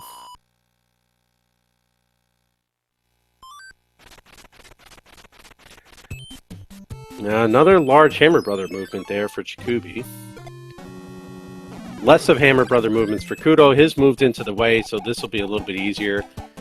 I would think if it goes down by the fort again, he's going to cloud. Czikubi's came back to the right-hand side of 4 or 5, so that was lucky. Kuto got extra movements, and he is going to cloud again like he did in the first time. Just makes the most sense. Use the cloud, get it out of the way. Definitely costing him a little bit of time. We're going to be... Yes. I can't pronounce your name. I'm not going to butcher it. I apologize. But you're correct. It's going to be about 6 seconds. We'll get the full comparison once we do the castle. Okay, Kuto was able to pick up P-Speed in 4 or 5 there. He's going to make up a little bit of time. No fanfare here. Looks like 25:01 into 4:06. 25:06, so down to 5 seconds now. Snipe, snipe. Snip, snip. Boop, boop.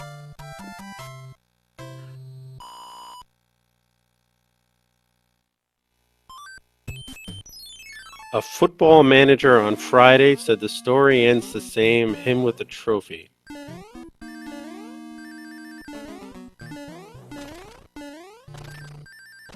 I don't get the reference.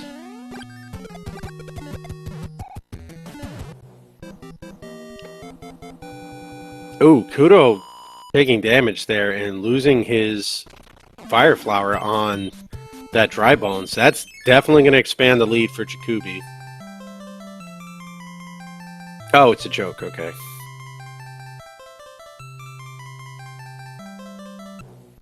Okay, so this is going beyond Hammer Brother movements now. This is the first time in 1.5 races we've seen Kuto take accidental damage. And in both races, a runner took accidental damage in World 4.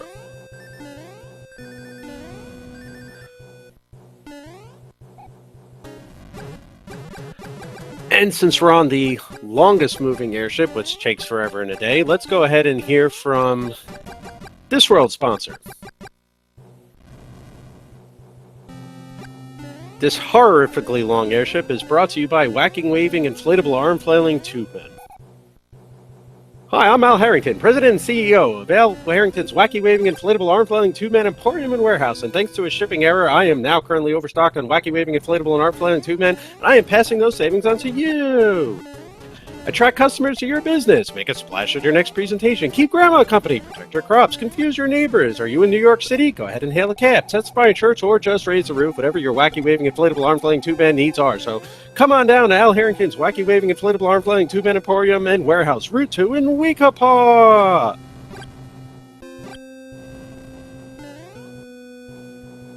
Thank you, Al. back to the airship. Unfortunately, no fire flower in this airship. Oh, a cool little airwalk though, hanging out in the cannon.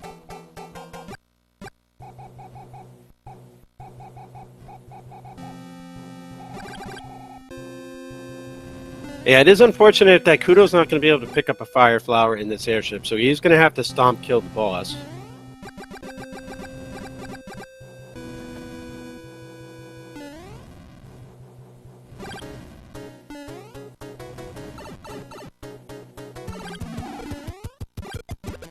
Czikubi, in the meantime, making easy work of the boss with his fire flower. Going for off-screen wand grab. Oh, but he didn't get it.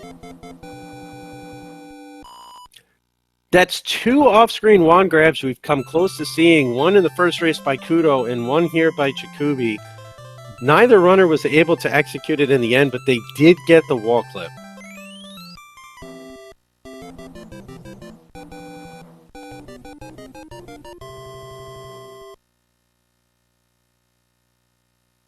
I know you can't see my face right now, Spicy, but it's giving you a very glaring, evil eye look into the camera. Alright, music box right away before entering 5-1 for Czikubi. Bouncing up and down those stairs.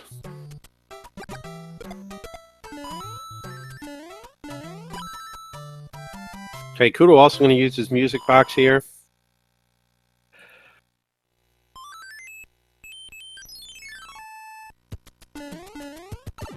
Bouncing up and down the stairs, no issues. Going for the music block. Up and over, very nice. You can pick up a backup fire flower in 5-2 here, but I don't believe Kuto's going to go for it. The time save on fire killing that boom boom is not really justifiable by the amount of time it takes to get it.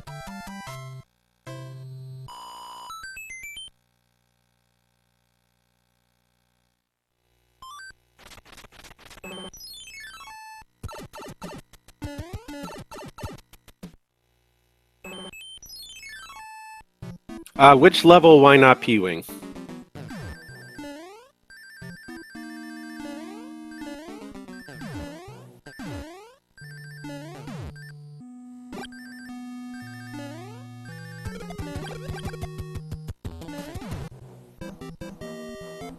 Czikubi is going to make up another 3 or so seconds by the fact that he was able to fire kill there.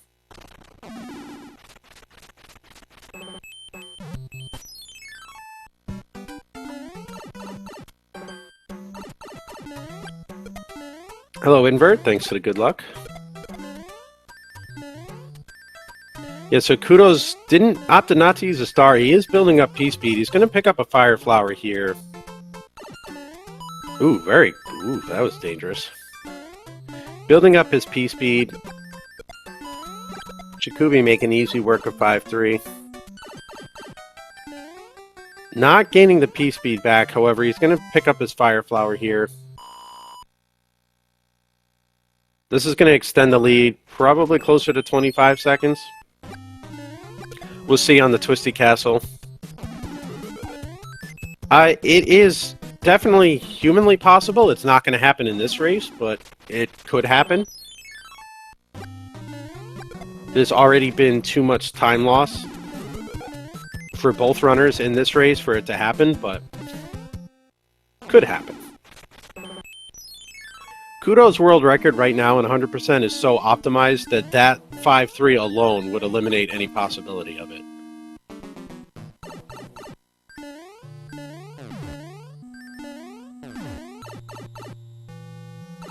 Okay, so we're looking at a 31-22 A-press into the Twisty Castle. That's a 10-second lead. He's got one more Hammer Brother to take care of.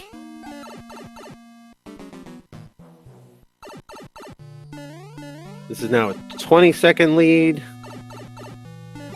23, 24-second lead currently for Czikubi. And we have a raid coming in with a party of 23. Thank you very much for the raid. Welcome in. Thank you for joining us. Kuto is currently up 1-0 in this best of 3 100% race for the quarterfinals. Now, that being said, 24 seconds right now is not 24 seconds going into World 8. There is plenty of opportunity, RNG and execution-wise, for Kuto to make up 24 seconds. He's also a master at the clips. He's very good at 7-7 clip. He was practicing it between races. So there is definitely going to be opportunity coming up.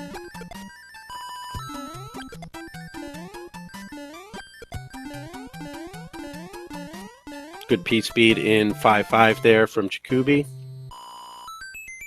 Easy P-speed and turtle bounce for Kuto in 5.4. Hammer Brother's up at the lock, though. He's kind of hanging out over there. We'll see what the Hammer Brother does for Kuto here.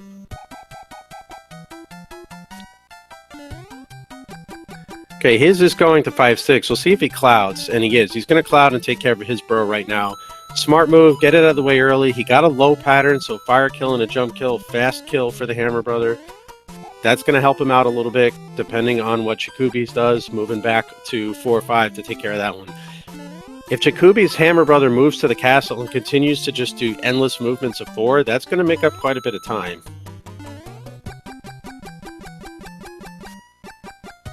No one likes auto-scrollers because they are not fun. Hey Nintendo, stop doing them in future games. We don't want to see them no more. We think that they are real dumb, so please don't do it.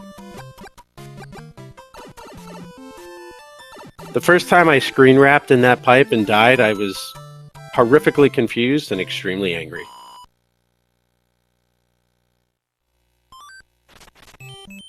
Okay, movement of 1 there from that Hammer Brother, so nothing too bad. We'll see what it does after this level.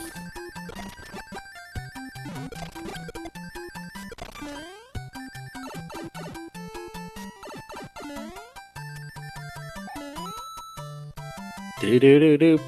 Bong.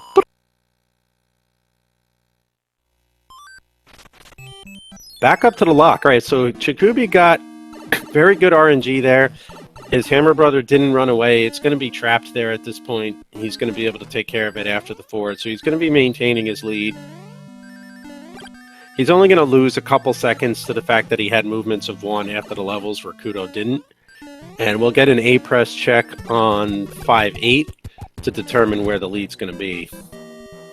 But at this point, being in the fort with Kuto being in 5-7, it looks like it's a 1-level difference. It's maybe 1.5 at this point. After the Hammer Brother, it's going to net out, I believe, to 1 level.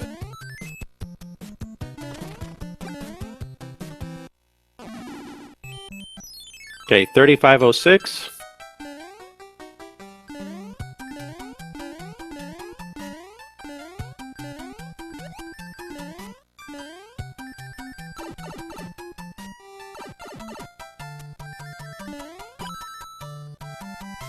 Yeah, he's definitely the full forward ahead. It was 3506.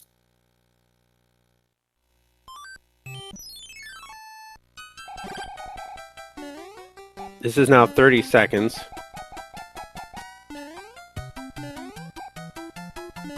$35-second difference.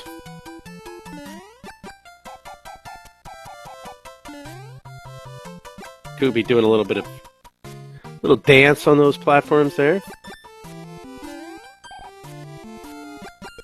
Why not do a little bit of dancing? Nothing bad ever happens in 5-9.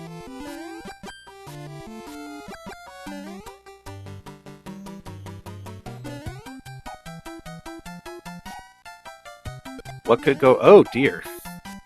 Oh dear. We seem to have lost... Oh, he's back. Okay. We lost Kuto's stream for a second there, but he's back.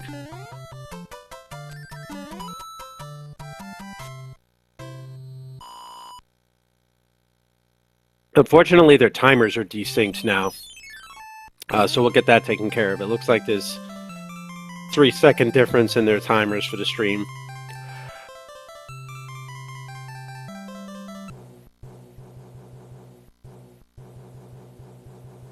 The Twitch feed couldn't handle the incredible power of speedrunning that these two were putting out, and it killed Kuto's stream for a moment, but we are back.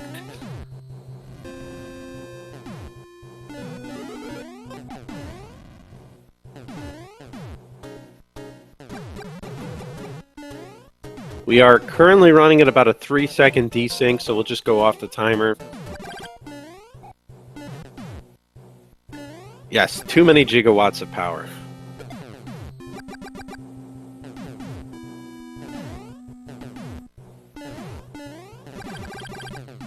Long and mower with gorilla.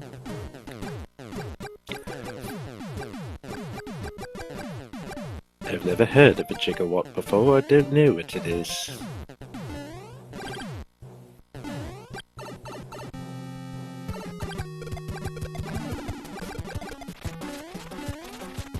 Oh, he's got the jump. Oh, but he didn't grab the off-screen one grab. That's 2 in one race.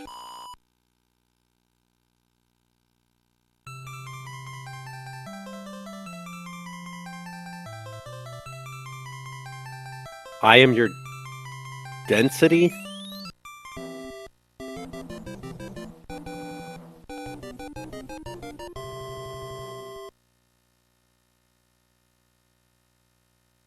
I'm rather new to speed gaming. Is the chat always this unhinged? Okay, Kuto going for that jump step kill, and he's going to save, I would estimate, 2 to 3 seconds. We've got a 38-30 A press onto 6-1 for Czikubi. We're going to see what Kuto's comes out to. We're still desynced by about 3 seconds, but we can use the timer.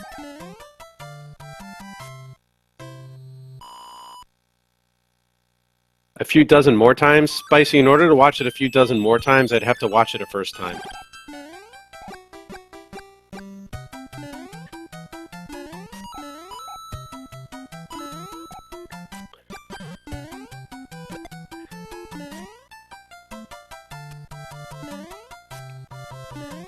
We'd still look to be about 30 some odd seconds.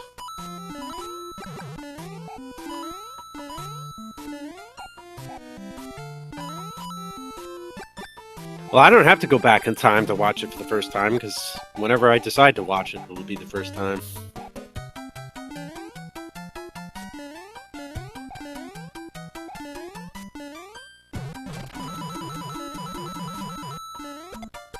If I could turn back time, if I could find a way, I would watch that movie the first time, all day. Alright, I'm done, I swear. Just auto-scrollers, there's nothing to do, I get bored.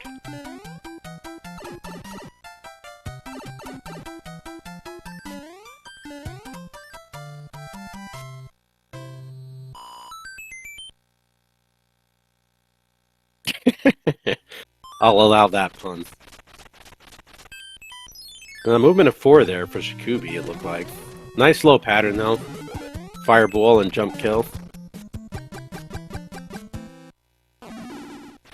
I love how it's essentially just a universal Mario 3 runner trait to fire the fireballs in sync with the music of the level. Everybody seems to do it.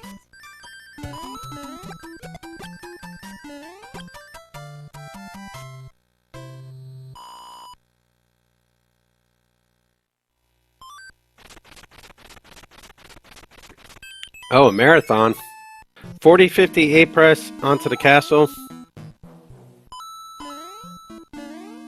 Kuto still got 1 level to go and then to get into the castle. So that 40-50 is looking like it's going to be about a minute now.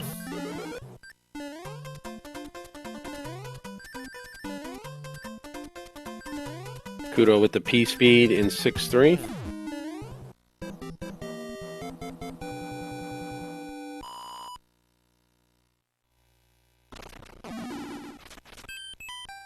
Okay, so from 40-50 to 41-24, 10 seconds, it's 34 seconds. Okay, so I was a little bit off.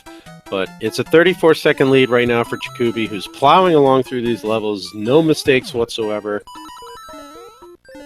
Kuto's only mistake thus far was taking damage and losing his Fire Flower in one of the most inopportune spaces in that fort.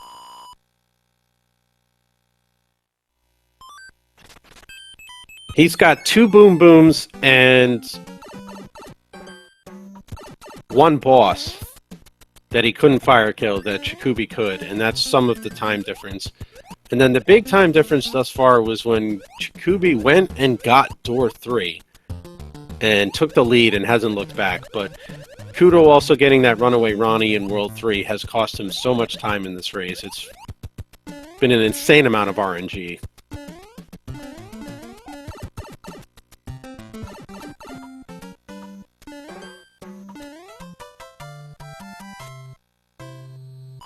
Okay, same play we saw the last time in the prior race from Kuto, using his star to get a quicker kill on the Hammer Brothers. Czikubi doing the same, opting to use a star, go take care of that Hammer Brother. Picks up his Cloud.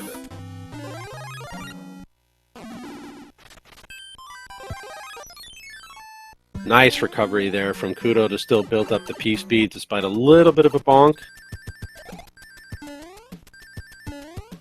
Okay, no spicy chicken, spicy kick for Czikubi this time either. Just goes the top way over. One Muncher despawn. Oh, dear. Oh. Kuto takes a death on the Piranha. That is going to slow him down quite a bit. We're going to be looking at definitely over a minute now. That's going to hurt a little bit. We do still have clips coming up in World 7. 7-7 clip could save him some time. But I do believe at the level these runners are, we are going to need to see a death from Czikubi for the time to be made up. Yeah, and that's one of those you hate to see, that it's so deep into the level that it's an immense slowdown. And that's the risk of doing that level small. Czikubi is in 3-6-7 right now.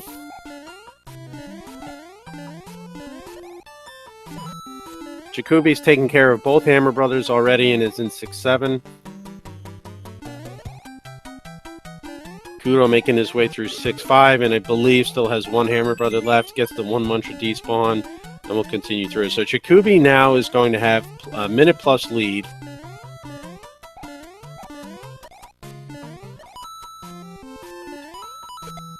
Yeah, so from this point in the race onward, there's no RNG anymore. The only RNG is going to be the hands, which won't make up the difference.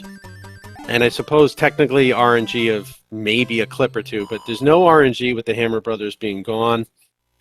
This is going to come down to clips and runner execution. Now, if Kuto can pull off the sub-pixel manipulation for the 7-7 clip, he's probably going to make up 20 or so seconds, I would think. But Czikubi's going to need to take a death for them to make up the difference here.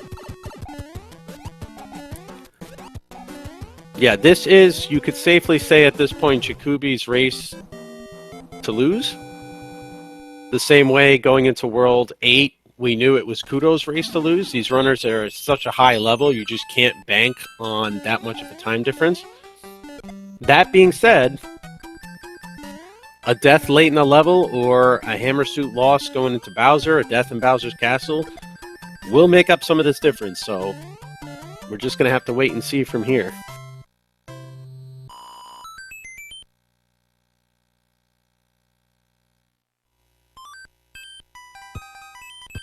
Oh dear, I just saw that pun, Sandbag. I'm not going to repeat that. Oh, is this a 296? Oh, a 296 for Czikubi. That is impressive. 296 is very hard to get with the P-Wing on that level. I see 295s a lot for high-level runners. I rarely see a 296. Yeah, Whammy's correct. So that being said,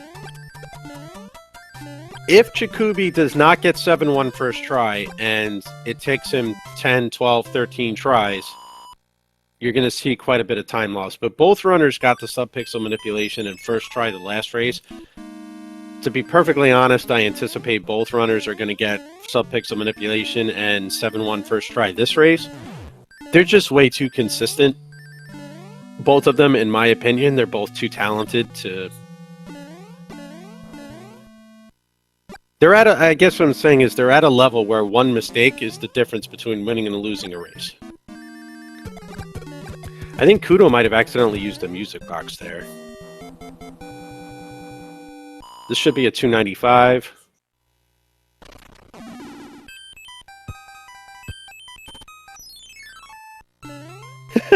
Clippy? I'll allow that one.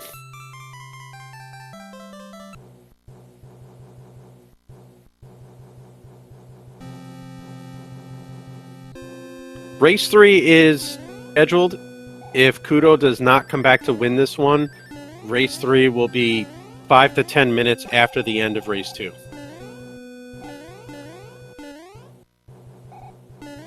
Do.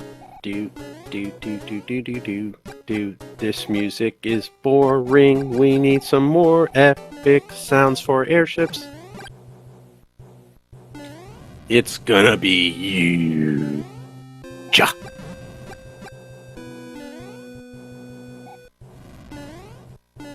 I can almost guarantee nobody's gonna get that reference.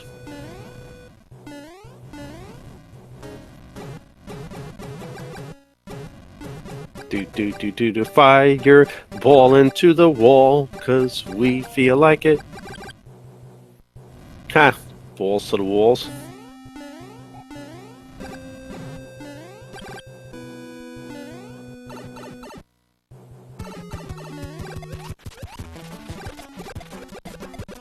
That is such an awesome looking strategy to beat that boss, but it's so sweaty and frightening. I don't think I would ever try it.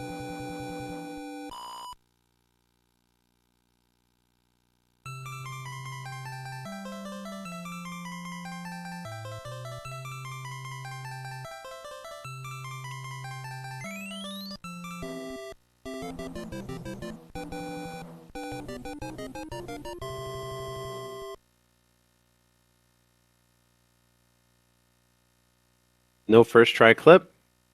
No second try clip. All right, here's the big moment, 7-1. Bump, bump, and through first try as anticipated.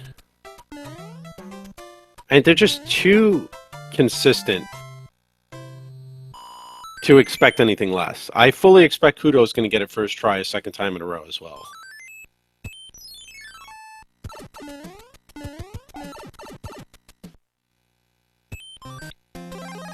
Now that being said,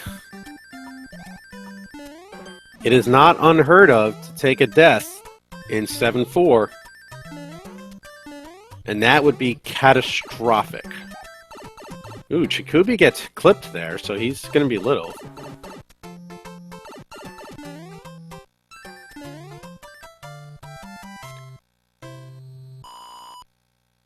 This does open the possibility a little bit for a death in 7-3 if you maneuver a little bit the wrong way. I don't see Czikubi stopping to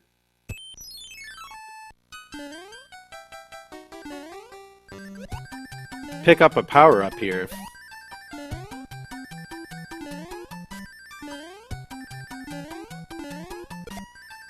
You jumped a little too high on the first attempt there. So even if he had the sub-pixel manipulation, that high jump eliminated his opportunity to grab it.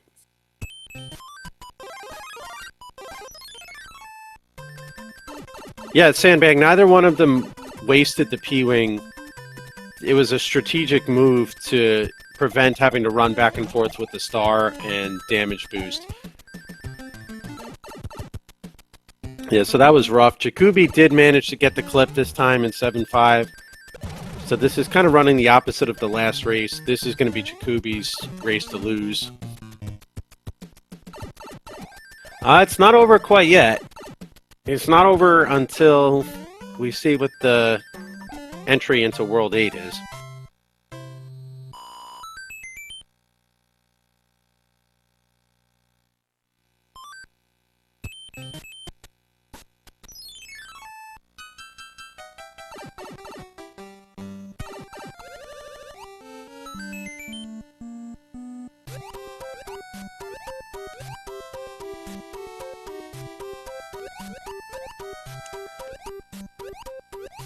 Look at the fishies, they're swimming all over, and hey, there's a big ass bass. Why is he spitting out tiny more fish? Taking some damage from bloopers. I hate those things. Why did they throw their babies to try and kill Mario? Yeah, I can't imagine either one of them is going to take 3 times damage in this level. But you do never know with the RNG and the lag and everything else. It's possible. It's just very unlikely. Kuto also grabbing onto that first try clip 7.5.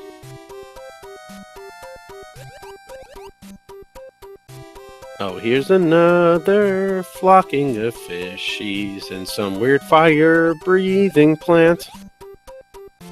We're underwater, but flames anyway. This big-ass fish is here in my way.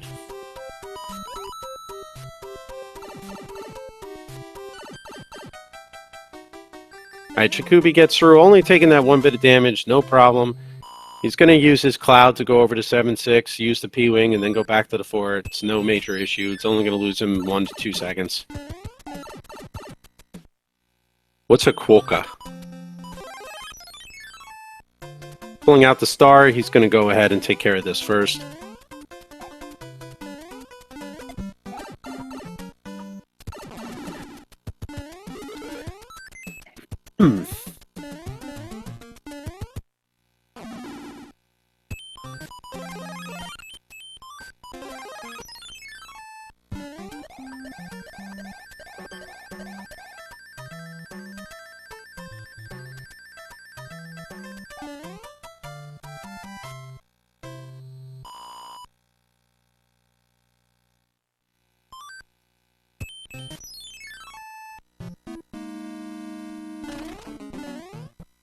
Oh, it's an animal that throws it. Kuto, unfortunately, is in danger of what I had said earlier about taking the damage. I was saying that if it happened to Czikubi, you'd have the opportunity to catch up. But there is a mushroom here you can grab for safety.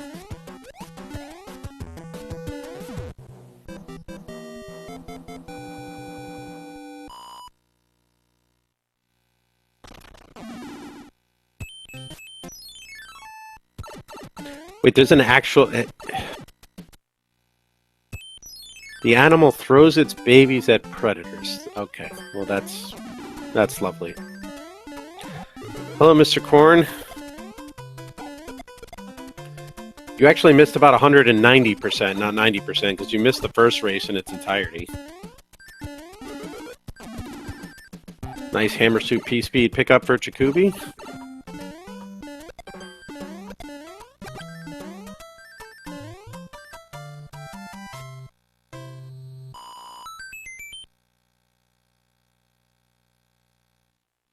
Yeah, very, very likely going to get a Game 3, barring something catastrophic here. It was only the 1 death for Kuto, but you can see what that 1 death has cost.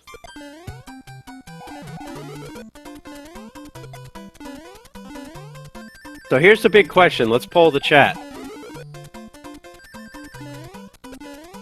If there is a Race 3, barring catastrophe, does Czikubi go for door 3 again?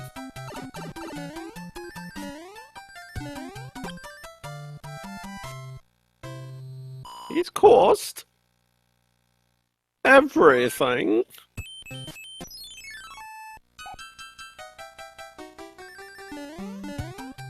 Down, down. First try. Very nice. Oops, second try. Yep. 1, 2. 1, 2, 3? No, he's not going to go for 3. Oh, 1, 2, 1. But now he's 1, 2, 1, 1. Very nice. Very, very nice.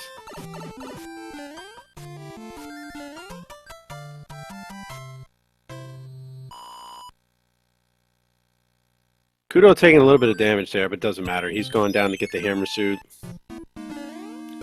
You. Ja.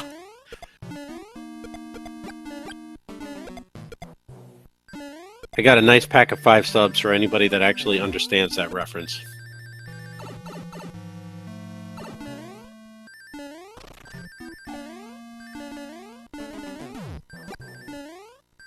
Okay, Kuto's going down to 7-9. He's going to do the bottom clips here. He's still setting up for his sub-pixel manipulation. Get the first clip for 7-7. 1-1. 1-1, no. Okay, so same as the last race. He gets 1-1. He's going to bail. Smart play. No reason to continue going nuts down there. If you don't get it in a race, you're just going to continue and move on.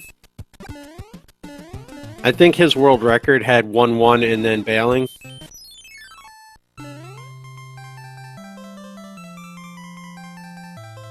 To be fair, Spicy, the only person that would understand that reference is somebody from around the area of Clearwater, Florida, or upstate New York.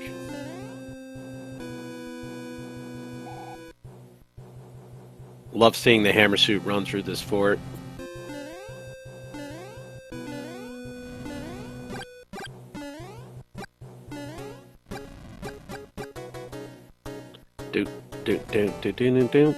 And you can see here the little movements that Kuto just did, not grabbing the ball right away, is the sub-pixel manipulation to set up the 7-7 clip.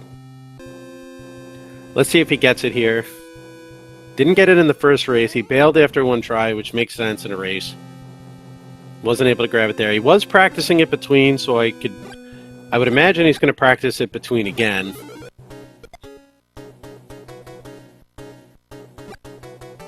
Okay, now having a hammer suit, obviously not going to pick up that fire flower, just decorating the airship on behalf of Bowser. Mario's bringing a little bit of flair and flavor to an otherwise bleak-looking background.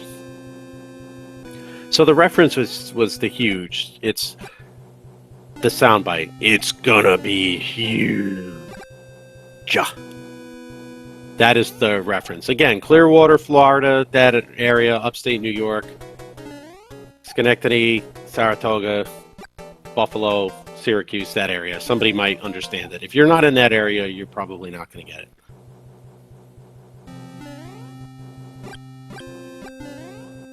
Okay, Kuto making his way to the castle now.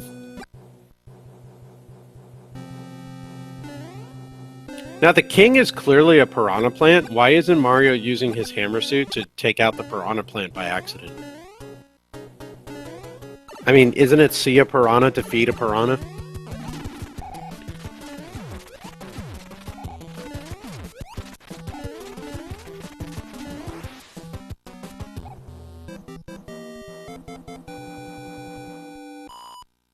Oh man, I'm gonna need a third cup of coffee for this one.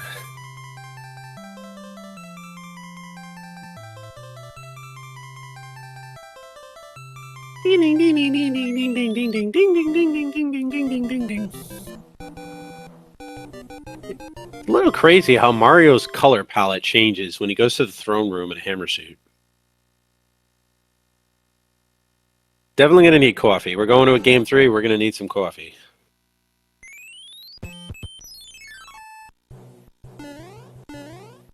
the copy pasta. Yeah, Spicy, you definitely need that coffee. It's getting to be that time of year where it starts heading towards the negative 30-degree temperatures up where you're at.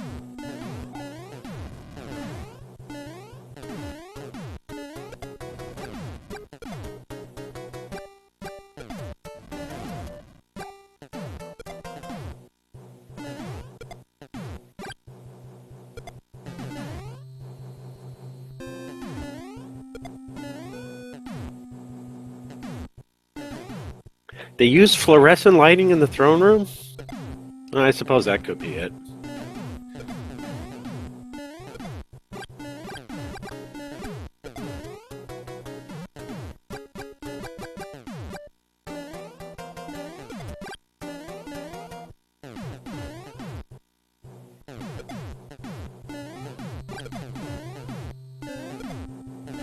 Okay, Kuto making very easy work with Ludwig there. Makes the attempt at the off-screen wand grab. This is exactly the same as the first race we had, just in the inverse, where the lead is insurmountable by RNG. It's going to take a mistake on behalf of the leader.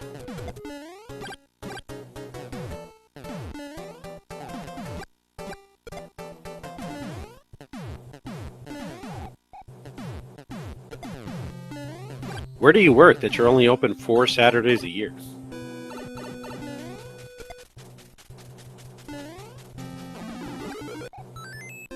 That's a good point. We should start a petition to change the word of fluorescent lighting to something much uglier to fit with the horrendous lights.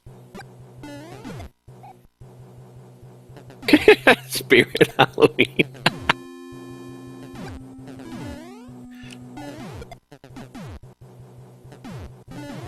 Why bother being open 4 Saturdays a year? Nobody knows you're open and nobody comes in.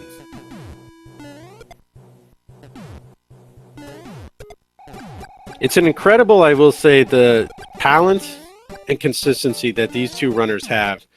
That in both cases, the first race and this one, it came down to one mistake. That's the difference going into World 8 of the lead being insurmountable without a mistake. Right? There's no more Hammer Brothers, there's no more RNG, it's not workless, so there's no zero hands. You know, and I don't say the lead's insurmountable as an insult to anybody, I just say it is how incredibly talented they are. That A, Kuto could still finish with a 110, high 110 or a 111 and lose the race to Czikubi just because of one mistake. It's incredible. Which is why I'm in favor of the best 2 out of 3 format for the quarterfinals here on out. Because you're going to get so much high-level speedrunning for these guys. Okay, let's be fair about one thing, though, about the commentator curse. I'm seeing the race approximately 1 minute after it happens in real time, and you guys are seeing it approximately 20 seconds after that. So it's really just a series of unfortunate coincidences. It did write out different than you perhaps thought, Spicy, which is why I didn't say the word.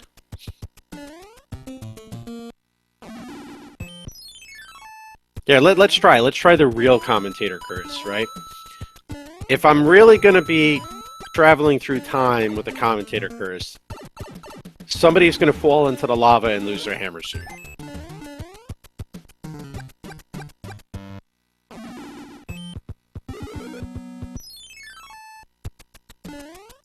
There's your commentator curse. One of them will lose a hammer suit before the end of the run. Now let's see what happens.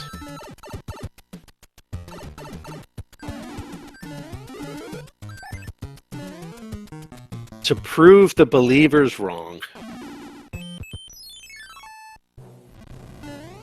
Instantly compliment A1 when they enter the level? Deal.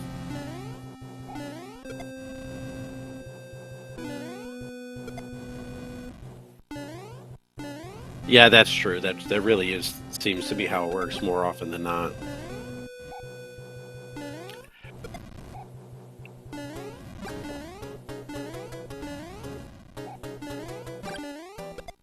Oh, dude, if it does happen, I'm gonna get fired. They're all gonna rise up against me.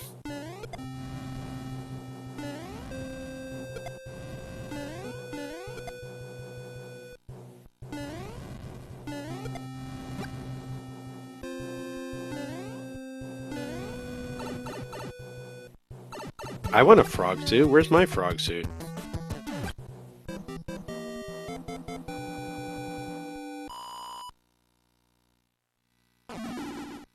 Alright, Czikubi's through all 3 hands on the airship without any issues whatsoever.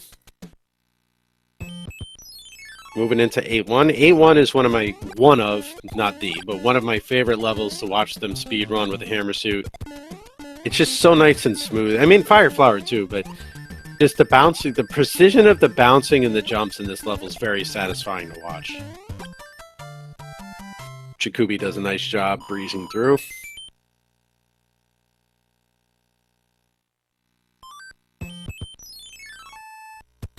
Hand number 3 for Kuto.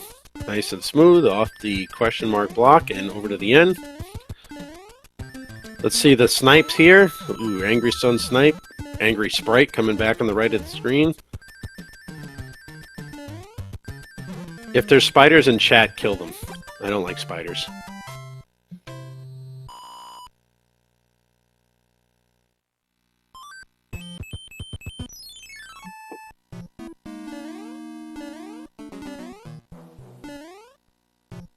Coffee time. Gonna need to make more. have to row with water in the pot.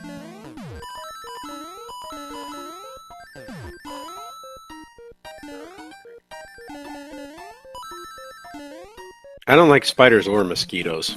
Death to them both.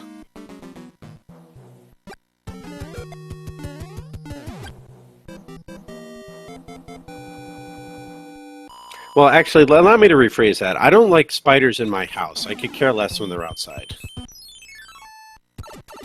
I don't see a spider look like walking along or on the outside of a building and just like smash them. Like, I don't care. I leave them be. But I don't like them in my house.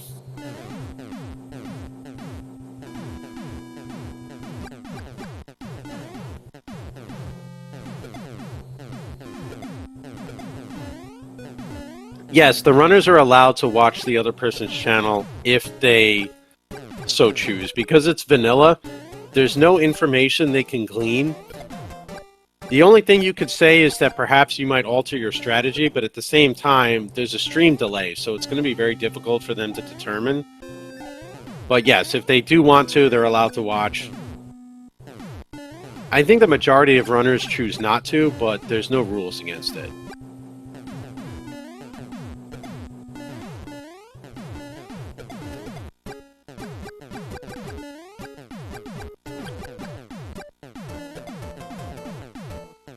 Yeah, I mean, it's almost like running and watching is like running and watching chat at the same time. You're pulling your eyes off the screen, and sometimes that split second can make all the difference in the world. Well, Kuto got a little caught up and bonked there. No big deal. Gets his P speed. Yeah, Czikubi is blazing here. What a run. Gets elevator clip. Yeah, it's definitely an issue in Rando, but it's not an issue here in Vanilla. I would say this is going to be a very low 110 for Czikubi.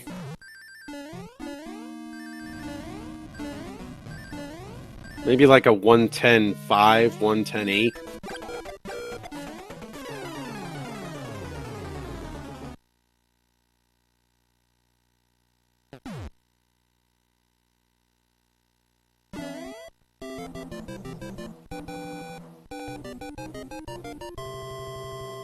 Could be wrong, though. I'm not good with the timing. Oh, 109.59. Very nice. I think he just PB'd. That is a blue split and a PB for Czikubi. Get your GGs out for Czikubi. What a race. That door 3 turned everything around for him. Oh, man. Kuto's finishing up in the super tank.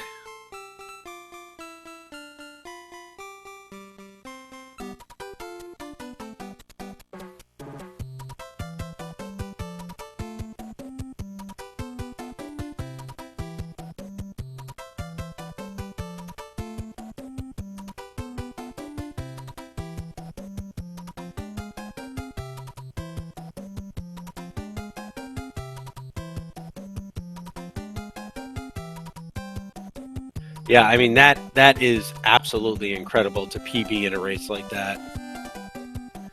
It's best two out of 3, so there is going to be one more.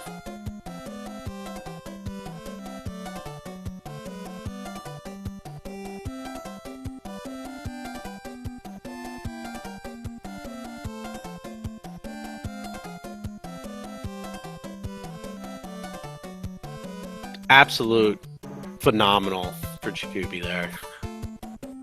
First 109, personal first 109, a PB 109.59. Door 3 is in the first fort of World 3. You can skip part of the fort. You're supposed to go through door 6, but if you do a frame perfect input in door 3, you can go straight to the boss room.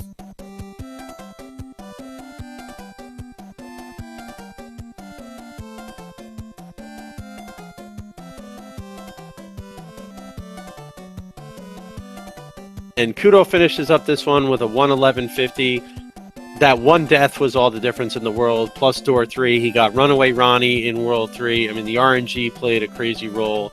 But, again, I just want to take a moment for congratulations to Czikubi there. So, Denim, he had one death. He got a Runaway Bro. Czikubi pulled off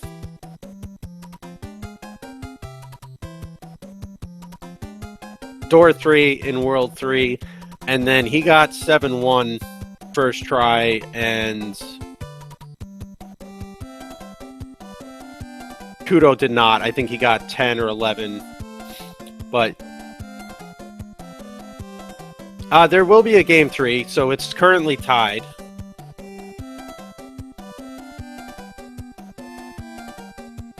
Czikubi did not get 7-7.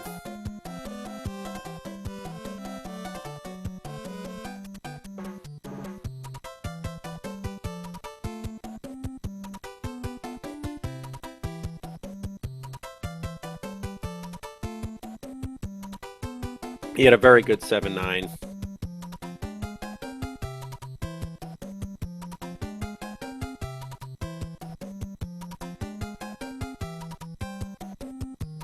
All right, I'm going to set up the next race room.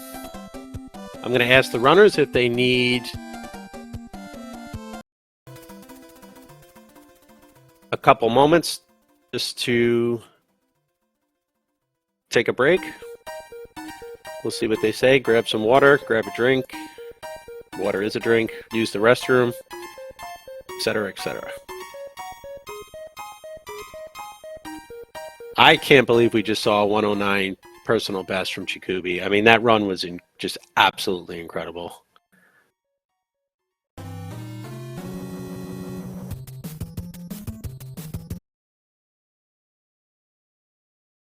All right, welcome back. We're going to get ready to go here in just a minute. Both runners are ready. We got the new race room open. They've readied up. They're ready to go. We got a little bit of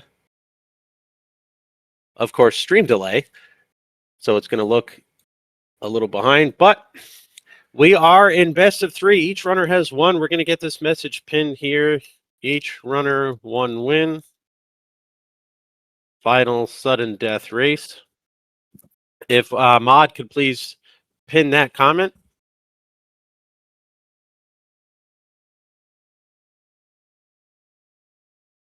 Yeah, I'm sorry, I had stepped away. So to clarify the sudden death comment, all it means is the winner of the race moves on, the loser of the race is eliminated down to the lower bracket, versus the first race where there was going to be best 2 out of 3 either way. So we're ready up. We're ready to go. Thank you, Phoenix, for the pin.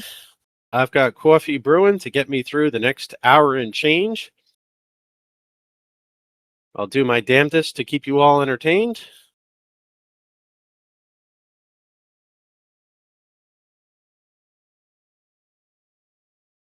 Yeah, that rhymed. Didn't even realize.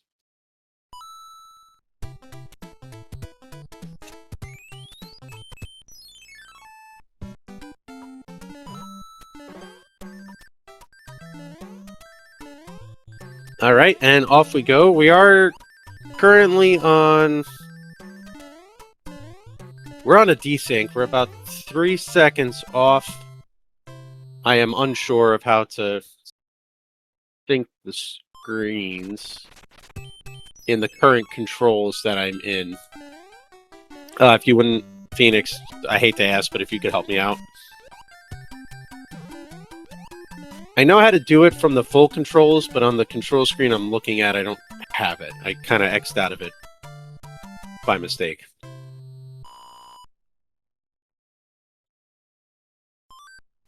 And highway. Oh, dear! Oh, dear. Czikubi took a death in 1-3 trying to small hop over the... Oh, and Kuto took damage there. He didn't get P-Speed. What is happening? They're effectively even. Because the death was right at the beginning, but Kuto didn't get P-Speed and took damage, losing his mushroom. Now he's going to have to do the warpless strategy in the fort to pick up the to pick up the leaf. We'll use the timer for the 8 presses until we get synced.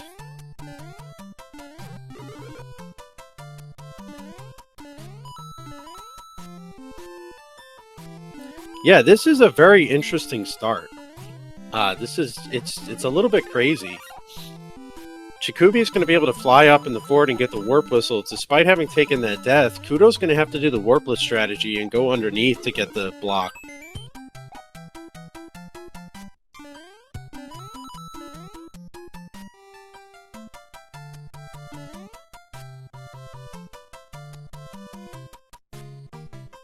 Yeah, trying to play at almost a high level for 4 hours is definitely a stretch.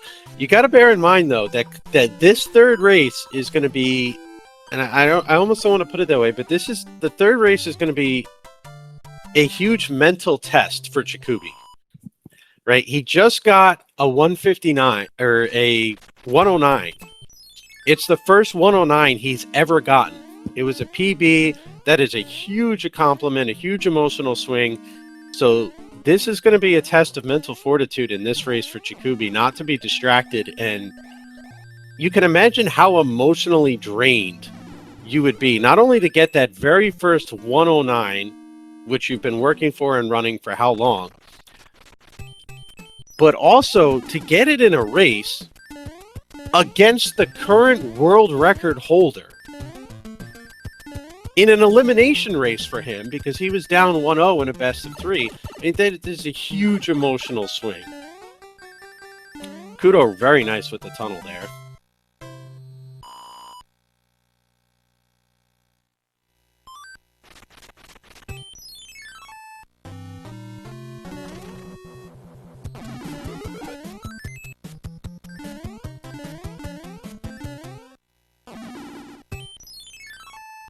Kuto getting his hammer brother out of the way because it moved. Oh dear! And a missed jump and damage for Kuto and falling down. What is going on? I mean, it's World 1. It's... Oh, and Kuto takes another death. I wonder if his keyboard's having issues. His keyboard's definitely having issues, because he was having input issues before the race. It was okay, he's definitely having keyboard problems. I'm gonna ping them in race time and see if perhaps we need to... I think we might need to restart.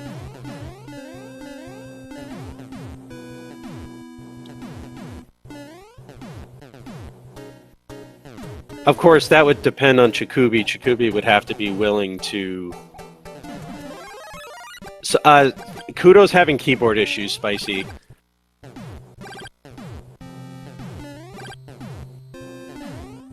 Yeah, I think we might have to reschedule race 3 or take a couple moments to restart if we can get a hold of Czikubi.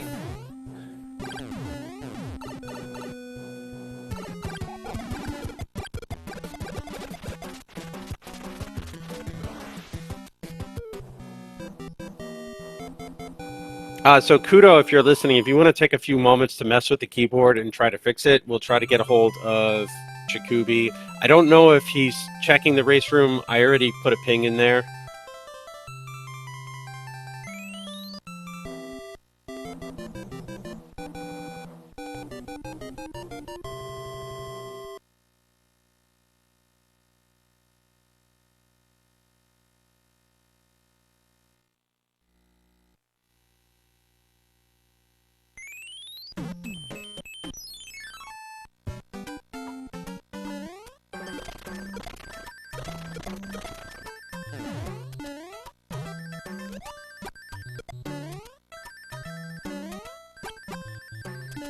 I've got the race time. Okay, there he is. He said okay.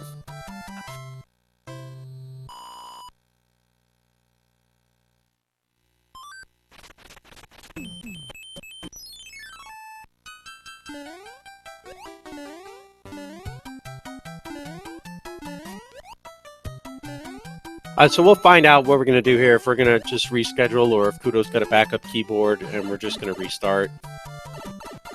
And we'll let you guys know once we figure this out.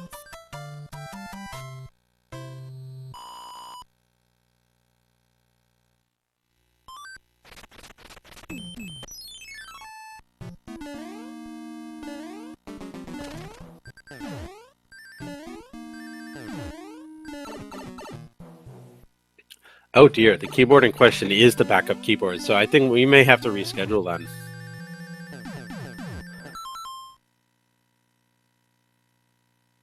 Apparently the keyboard cannot keep up with the amazing awesomeness of his gameplay, because it was giving him ghost inputs beforehand and then just decided to completely poo the bed during this race.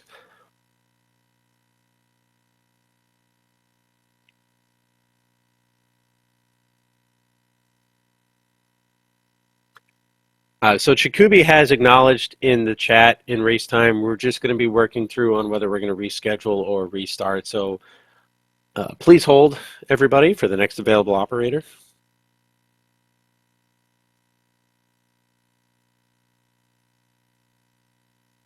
Your call is important to us. Please continue to hold, and the next available representative will be with you as soon as possible.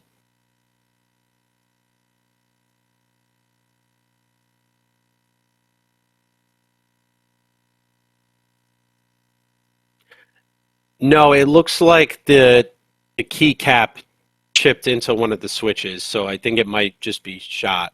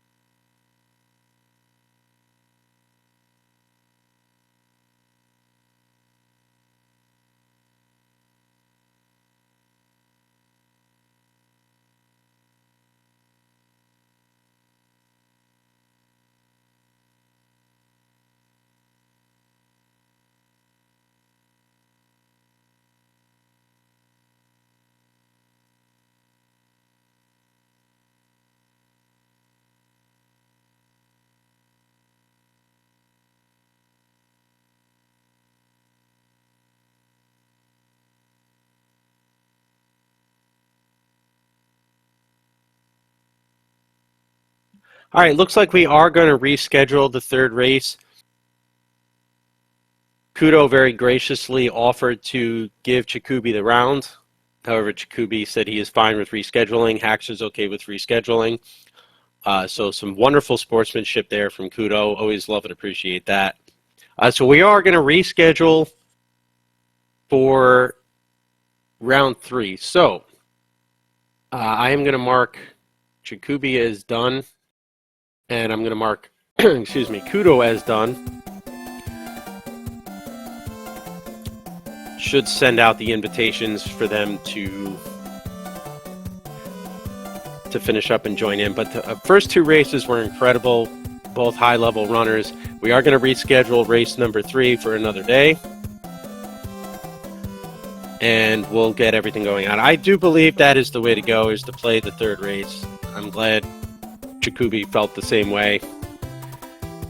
You know, these guys are so talented that it would be a shame if we didn't get to see that third one. So GG's all around. We'll see how this plays out as far as, I guess, as far as the interview room, but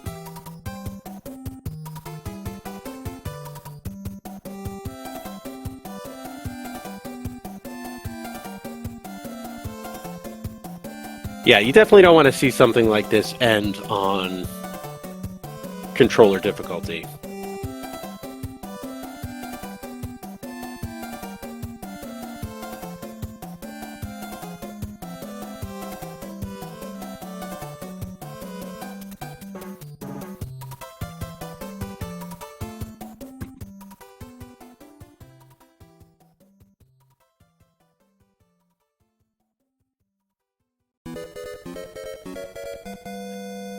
Okay, so I've marked both as done. I'm just gonna, I don't know if it's sending out the invitation or not.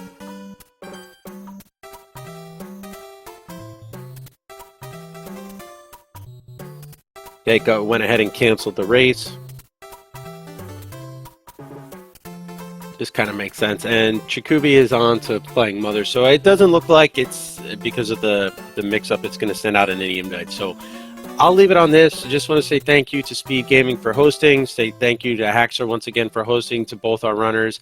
Everybody, please, GG's out for Czikubi for getting a PB and getting that 109. Just an incredible run. Unfortunate issue with the keyboard for Kuto, but it will be rescheduled. We will have the third race in this best of 3. It will be fantastic. We'll let everybody know once that comes to be, and we'll get it on the schedule. But on behalf of both runners and the tournament, thank you, everybody. Thanks for watching. Thanks to SpeedGaming and both runners, and we'll see you next time.